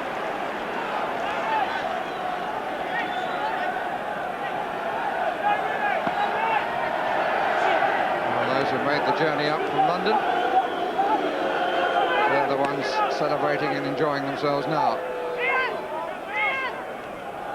Looking forward to the draw which follows this match. Anderton, strike by Mabbutt initially, and it's a third goal. Deflections on the way, but Gary Mabbutt, who doesn't score too often, enjoying the moment as his side take a third. Hit it well, got a deflection, but I think he will claim it. Yeah, significant deflection, wasn't it? But, I mean, definitely in those circumstances, the attacking player will definitely have that. Gary Mabbutt, certainly, as you say, not getting that many goals, will want that one. And as I said, it's now 3-0, and I don't think you'd like to be one of the Sunderland outfield players at the moment, because it still looks a long way for that final whistle. So Campbell and Tottenham look full of running and determined to show their attacking flair. Incidentally, Mabbutt's first goal of the season, that. Anderton, who's running riot, Darren Anderton. Away by Howie. Back to the young England player.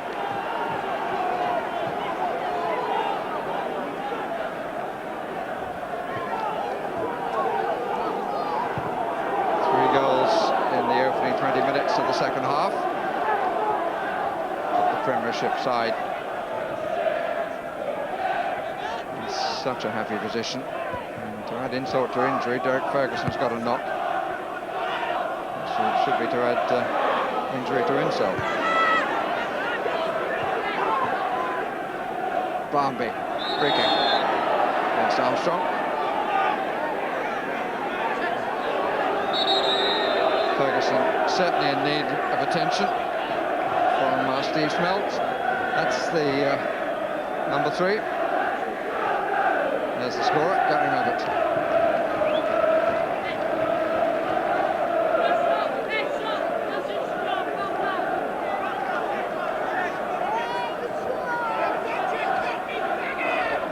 Certainly now Spurs, of course, I think enjoying the benefits of that solid defensive performance. The wind was reasonably strong that they were playing against in that first 45 minutes. They didn't get numbers forward, but as soon as they got the benefit of it in the second half, they did give the support.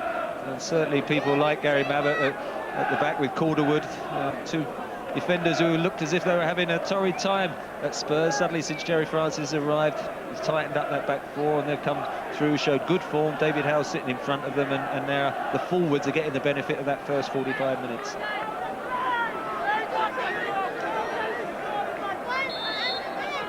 Yawn stifled, a defeat to be faced. Campbell to take the free kick. Ferguson soldiers on. Calderwood to take the free kick. Pescu looking for the return from Klinsmann, but he didn't actually head the ball hard enough towards Klinsmann. Anderton, Klinsmann, Campbell. Gets it into Klinsmann. Bypass Ferguson. Martin Smith brings it out wide. He's got a runner either side. Not a bad attempt either. Covered by Calderwood. Armstrong. Scott.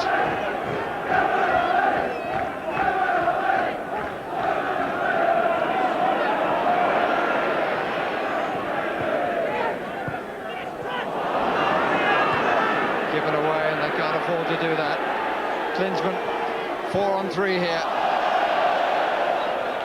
Oh, Klinsmann.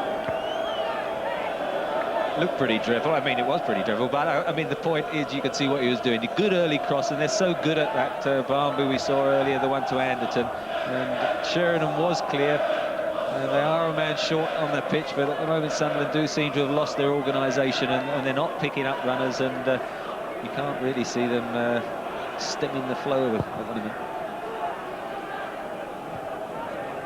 Header by Gray, then by Calderwood. Howie. 2 playing the same ball then, Russell and Gray.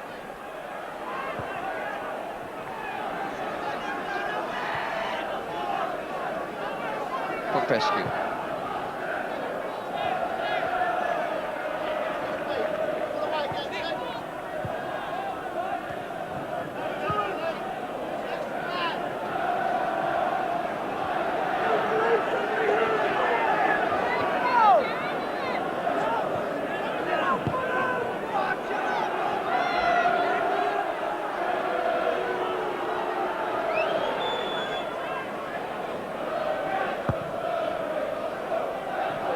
Taken by Ferguson. Mabbott. Klinsmann.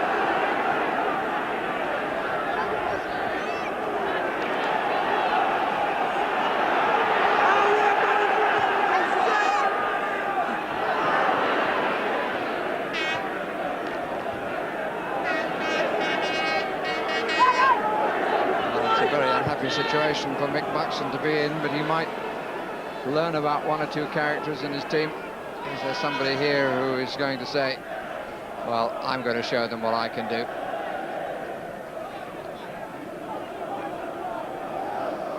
Well, he looked as though he was finding a bit of cover. I bet his team wish they could.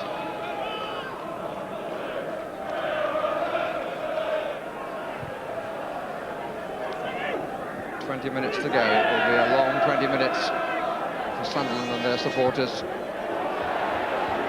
That's a goal kick.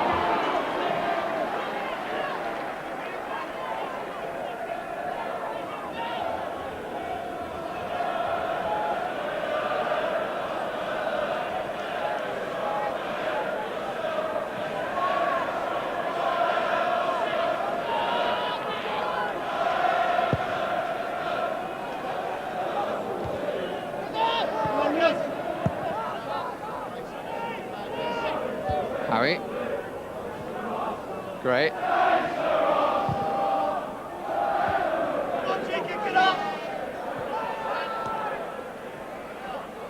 Cry from the Tottenham supporters of going to Wembley. Not so long ago, they didn't even think they were even going to set out on the road. Time for Walker. The association changed their minds because of the efforts of the gentleman on the right there, Alan Sugar, who made his point rather pointedly. Tony Berry, another member of the board.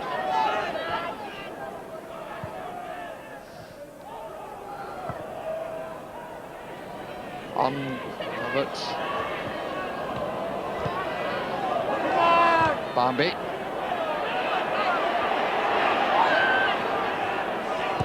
Sorted out by Edinburgh and then gives it away. North East will have only one team to interest them, and could interest them for quite a long journey in the draw which follows this match. As Middlesbrough have departed, Sunderland are on their way. Team in black and white still going strong. Flag was up for offside.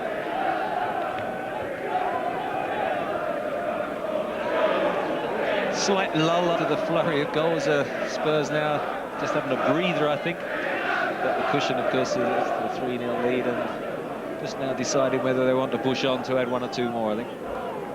Welcome to Sunderland, says the sign. Tottenham in the second half have been made very welcome indeed. Edinburgh. Klinsmann. Good touch. Sheringham. Weighted ball. And Anderton and Klinsmann between them didn't quite get it right.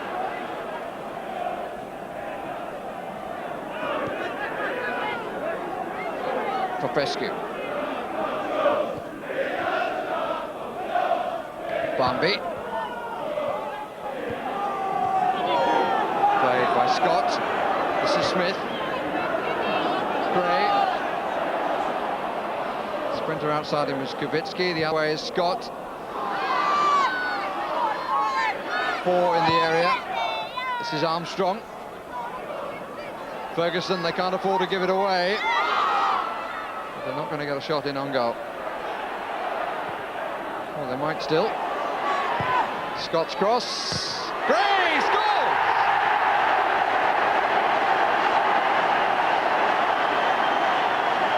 Certain irony in that it should be Phil Gray.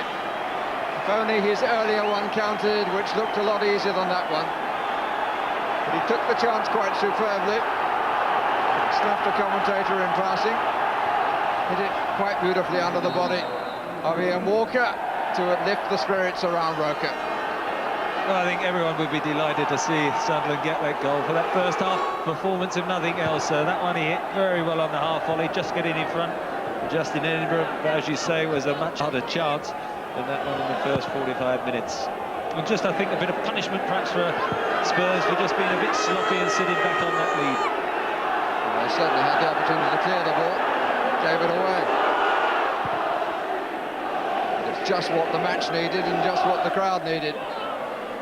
It's the Sunderland part of it, which is the majority. That's a Sunderland ball.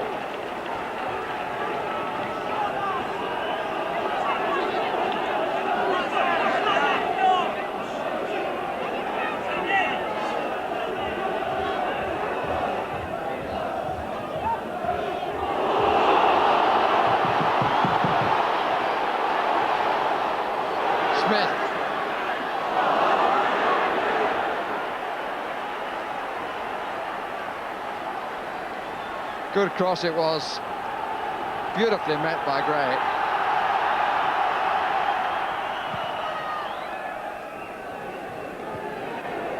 Well, many around would have been wondering how long to a warming cup of tea. They've been warmed instead by a goal well taken.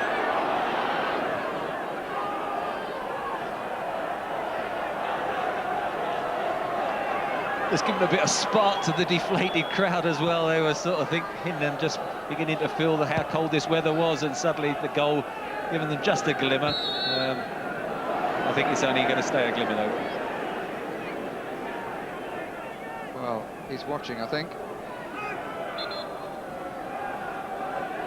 Won't be too pleased about that goal given away. Sunderland and the neutral will be pleased. No change in the other two matches. Wimbledon leading 2-0 at Tranmere, Leonardson and Robbie Earle. No score, Bristol City and Everton. Bristol City, who undermined one half of Liverpool, the city of Liverpool, last season, looking to beat the other half. Here's Ferguson. Sunderland certainly lifted by the goal.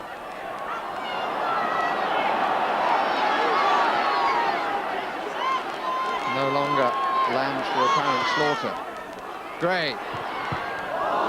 Affected by Mabbott. It's a corner. And the Roker roar has found its voice again.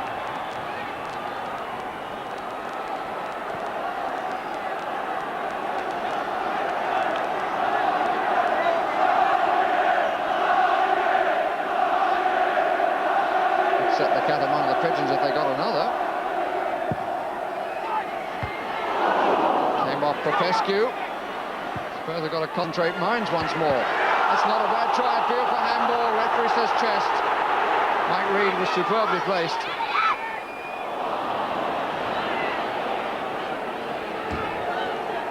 Immediately tapped his chest. Well taken by Walker from a slightly dodgy throw.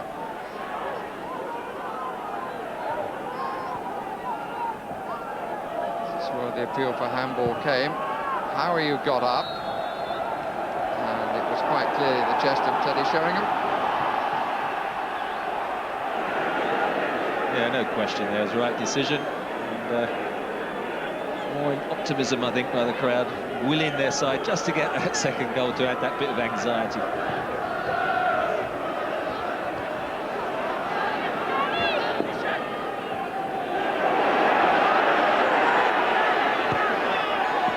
Sheringham, Anderton, 4-on-2 for a moment. Klinsmann, Popescu.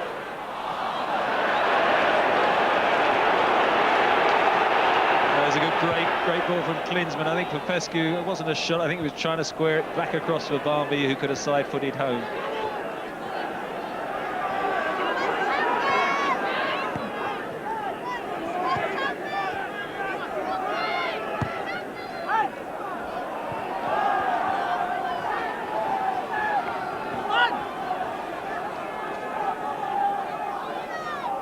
Played in by Anderton. Klinsmann onto Popescu. Yeah, I think he was trying to pull it back. Made a bit of a mess of it, tell the truth. Sunderland poised to make a substitution, and the news from Ashton Gate is that Matthew Jackson has put Everton in front.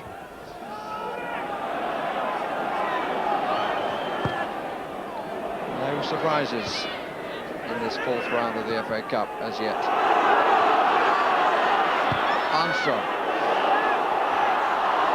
That was a very, very good header, needed to be by Edinburgh.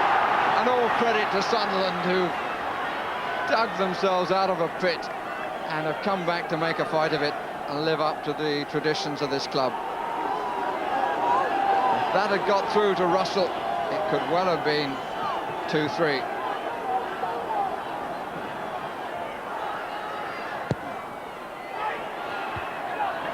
Well away, again by Sheringham, whose head as a defender on set pieces is often seen to advantage.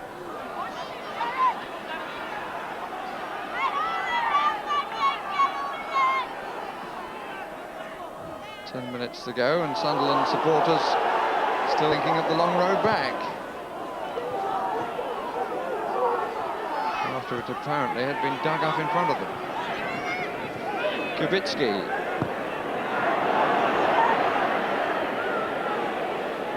Chamberlain. Armstrong, it's worked well, the best clearance of Chamberlain he's made all day, but why did Armstrong hesitate? Yeah, he hit a great ball earlier trying to find Russell, the long-range pass, and that one was just a shorter one, needed to be slid along the floor, hesitated, and then the chance was lost. I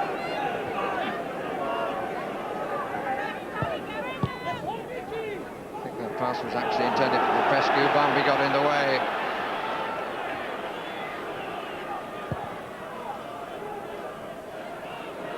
Chopped good clearance.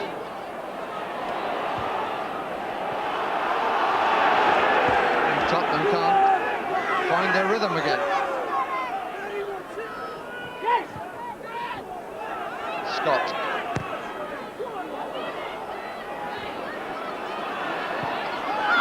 Anderson. Neatly done. Klinsmann. Popescu needs to quicken the stride and wasn't able to do so.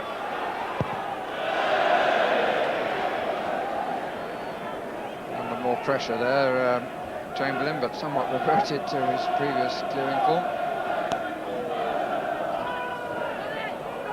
Campbell.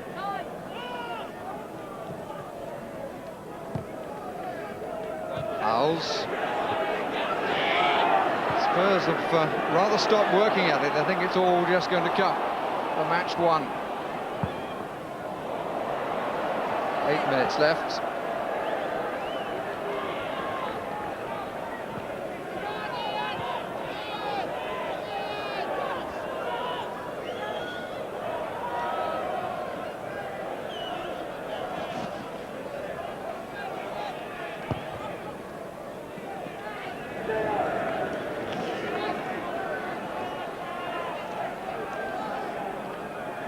Of the stripes.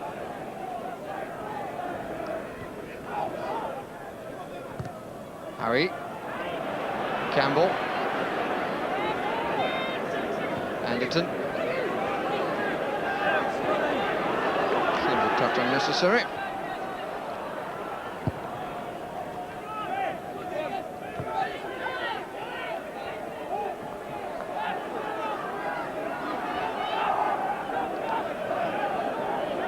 Substitution about to be made by Sunderland.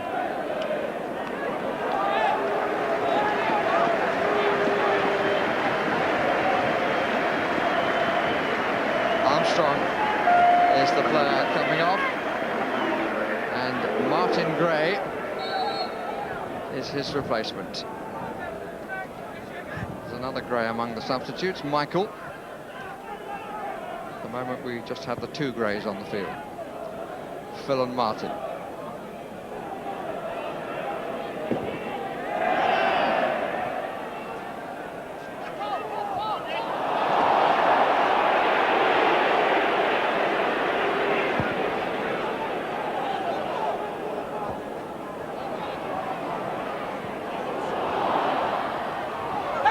back,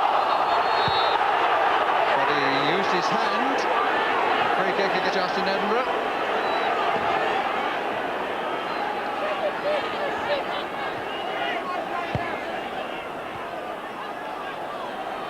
Ferguson.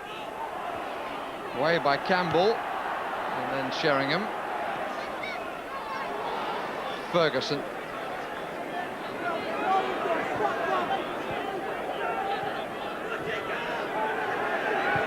Scott.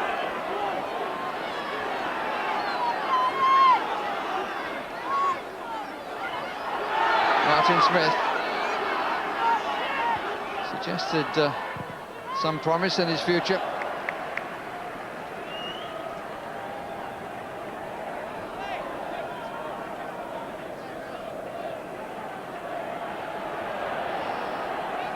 So we move into the last 5 minutes.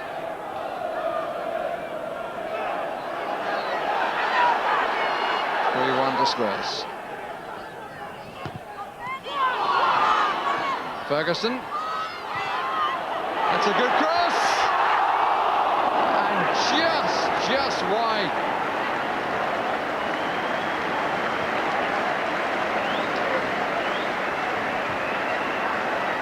Really unlucky, Andy Melville.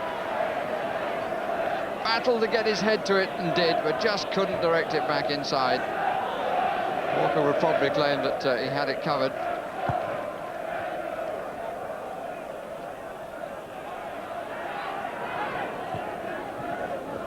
Well, they've been seen to have brave hearts, not to give up a lost cause, but one would assume, Trevor Brooking, that it's from the winners that you will elect your man of the match. Had a few moments of thought. Turns down the appeals of the spectators that there was no push there.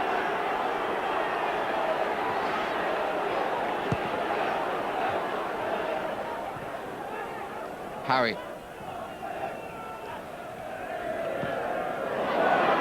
Fescue, staked by Martin Gray.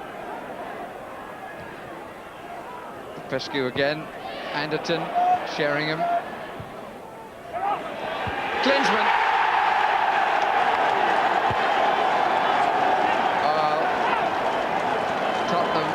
Deciding that enough was enough. The fact that they took their foot off the accelerator has obviously contributed to the change in fortunes, but one should take nothing away from Sunderland for that. Almost lazy cross in, and Klinsmann up early. Header gave Chamberlain no opportunity at all. Well, it was a great cross, wasn't it, by Terry Sheringham, who was asking to be put into the net, and Jurgen Klinsmann didn't hesitate. He's had an excellent second half. Stuart Nethercutt just coming on at this stage.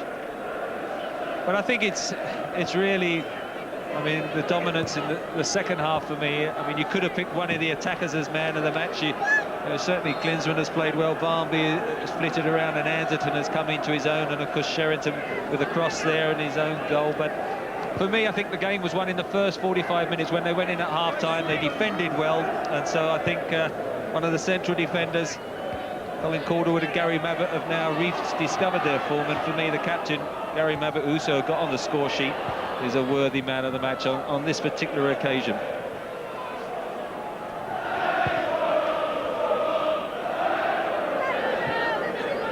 Into the last 2 minutes. Man of the match, a man who knows what it's like to pick up the cup in triumph. Tottenham's journey born of unlikely beginnings in a court battle continue. Nowitzki maybe just a little unwary.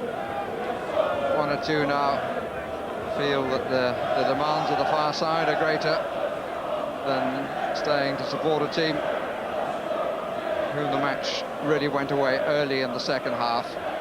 3-0 down, they came back and made a fight of it. Klinsmann now putting it well beyond reach. Incidentally, Gary Mabbutt will be invited to give £500 donated to a charity of his choice.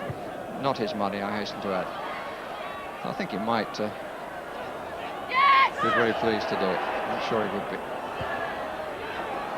Smith beaten by Campbell.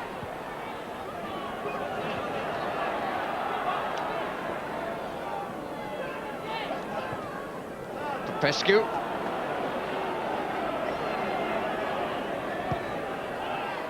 Could be another one. Klinsmann. What a magnificent turn that was. His movement off the ball is certainly a credit, I think, for any youngster to watch. There he is, taking possession, swivelling around, and still just able to get his shot. Not quite able to pull it across the goal, though. But I mean, his headed goal, clinical penalty, and his awareness of people running off him is a key factor in this Spurs side, who are all about passing and moving.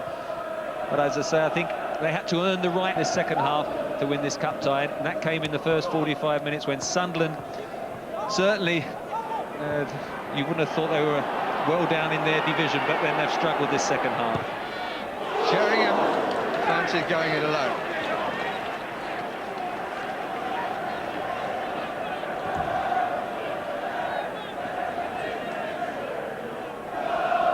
Struck well. He did look up to see what was on and thought he was entitled to have a crack.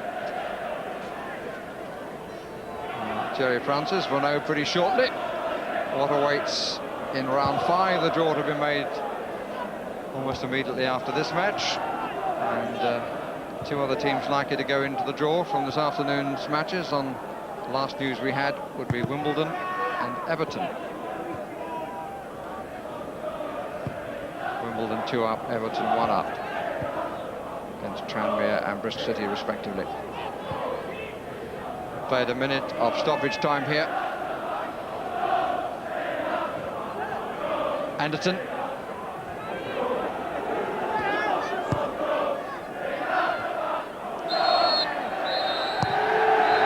Spurs go on. Sunderland go back to continue a fight in the league. 2 goals for Jurgen Klinsmann. Sheringham and Mabbutt making up Spurs 4.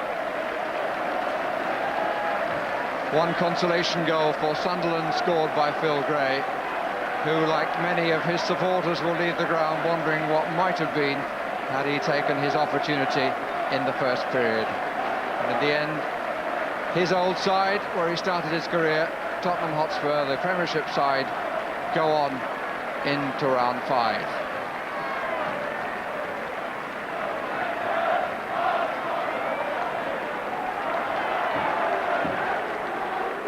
We'll see who they draw shortly, but you were right, class told in the end, but there was an element of good fortune about how they got off the mark, wasn't there?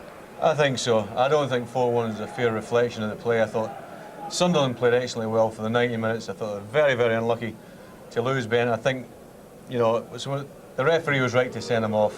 Yeah. You know, that is the rule, but... That's the rule. Here's the handball. Gary well, Bennett involved. Popescu plays it out wide to Sheringham. This is a cross. It comes back off the post. Popescu stays in there, and I think as Barnby comes in, hits the left peg, Popescu gets in, Bennett's on the line, but what do? It's instinctive. You know, if you're on the line, there's nothing you can do. It ruined Popescu's celebration then. Did you see 1 minute he thinks he's scored, look, and he's off, look, I've done it. Oh dear. But it is a double penalty. I mean, I know it's... You get a penalty, and you lose a player. The law interpreted exactly as FIFA would want it, but it is a double penalty and virtually destroyed the game. From then on, the game was no longer a the referee was right, but anybody who's played the game, if you're standing on the line, the ball comes flying past you, it's very, very difficult not to stick your hand out. You've got to do it. Yeah, it was a shame for them, but it led to their destruction in the end. Now, Ray Stubbs got 1 or 2 of the personalities of the match for us to hear from. Well, the victorious Spurs players are with us. Gary Mabbutt, the captain, man of the match. And are you claiming that goal, by the way?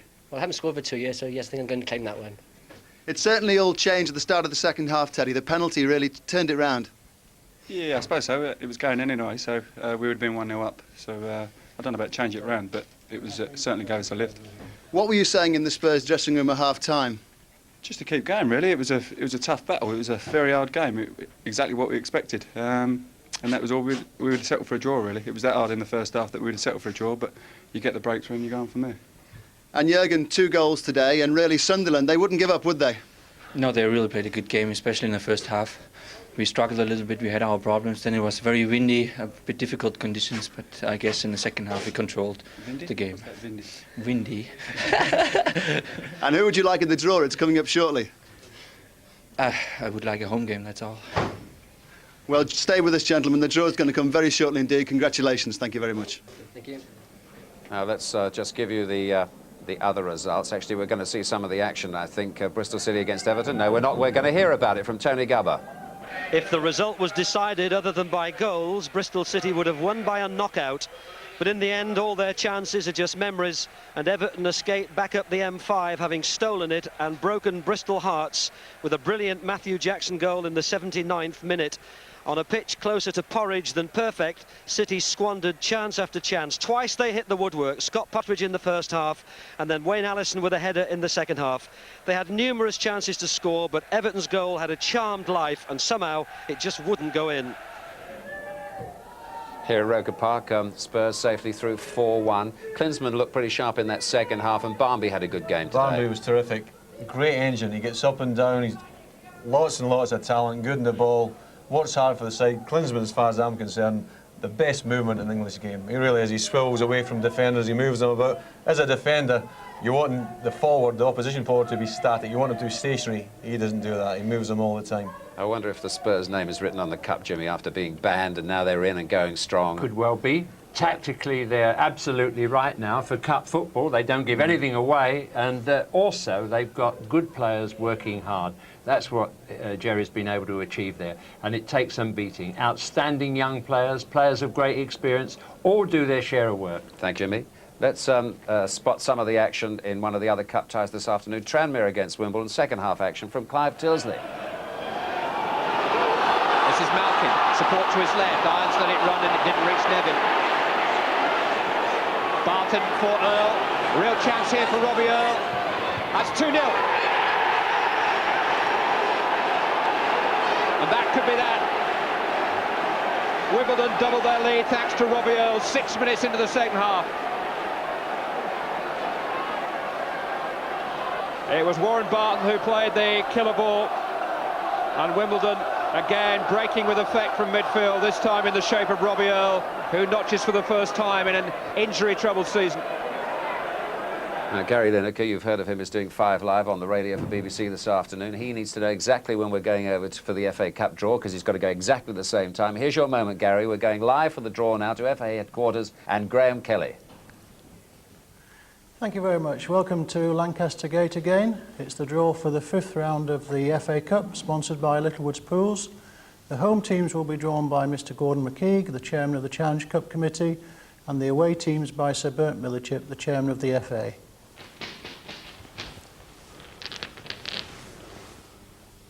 Number 10. Newcastle United. Number 4. Manchester City. Number 1. Manchester United. Number 12. Leeds United.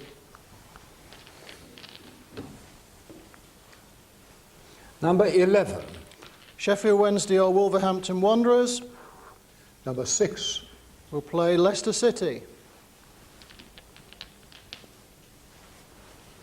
Number 8. Queen's Park Rangers. Number 2. Will play Millwall or Chelsea. Number 15. Burnley or Liverpool. Number 3. Will play Wimbledon. Number 14. Watford. Number 5. Will play Crystal Palace.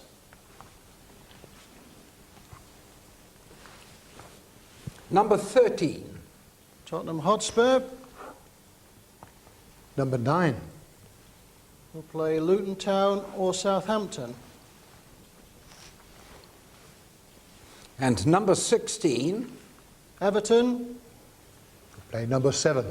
Coventry City or Norwich City. That concludes the draw. The ties will be played on February the 18th and the 19th. Thank you, Graham. So some big ties coming up in the next round. Newcastle against Manchester, Manchester United against Leeds. Just look at those ties. Some outstanding games to look forward to there.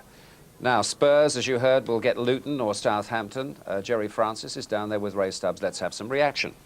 Jerry, a home draw, I expect that's all you can hope for. Yeah, I mean, obviously that's good, but we played very well second half, I thought, and Sunderland give us a difficult game, but you know, I was pleased with our second half performance. And you don't mind Luton or Southampton? Well, whoever you play is going to be a difficult game at this stage. Teams have not got there, you know, out of luck. They've had to battle through several rounds, and you know, you can never tell which are the easy games, which are the hard games. But it's nice to have a home draw. Be briefly, what pleased you about your performance today? Well, we knew it was going to be a difficult game, and Sunderland really raised their game first half. There was quite a strong wind against us first half, and we was a little bit. I felt a little bit short what we could be. I thought we came out really well second half. Okay, the game sort of changed a bit where the fellas had to handball the ball and been sent off, but I thought we played very well. Went 3-0 up. Really, the game was over there, but I thought we got a little bit sloppy there, let them back into it. But perhaps they deserve a little consolation, and I don't mind them getting one as long as we got 4. Jerry, thanks for coming out and talking to us. Congratulations. Cheers, thank you. He's done very well since he's been there. Do you like his style of management, what he's done for the club? Do you think they can go all the way and be a great team? I think he's turned it around for them. Obviously, the quality players were there. All that wanted was a bit of organisation. He's come in, he's gone basic defensively, he's filled the gaps. They play as a team, they attack as a team, they defend as a team. I said at half-time I thought he was maybe a bit too cautious, but lots of good teams have gone away from home, defended deep, got men behind the ball, soaked up the pressure, hitting the break. And that's what they did today, and they've come at winners. They're in the hat. Some good teams are going to go out of the cup in the next round, aren't they, Jim? With that draw there today. Indeed. Manchester United against Leeds. I mean, we had a final in the third round, in a sense, didn't we, with Blackburn and Newcastle? It's beginning to look extremely exciting now. On behalf of the Ensley League, I can just see Watford hanging on by the skin of their teeth, or Burnley, who'll probably beat Liverpool at Anfield. Thanks, Jim. Newcastle United, Man City, repeat the Coca-Cola Cup. It's another cracker, City, great game, terrific. Thank you, gentlemen. Well, at home, I hope you've enjoyed this afternoon. We brought you those goals in the end, or rather Spurs did, really. And we've got more football for you tomorrow night. Sheffield Wednesday against Wolves in our match of the day tomorrow night. Join us then, and good afternoon for now.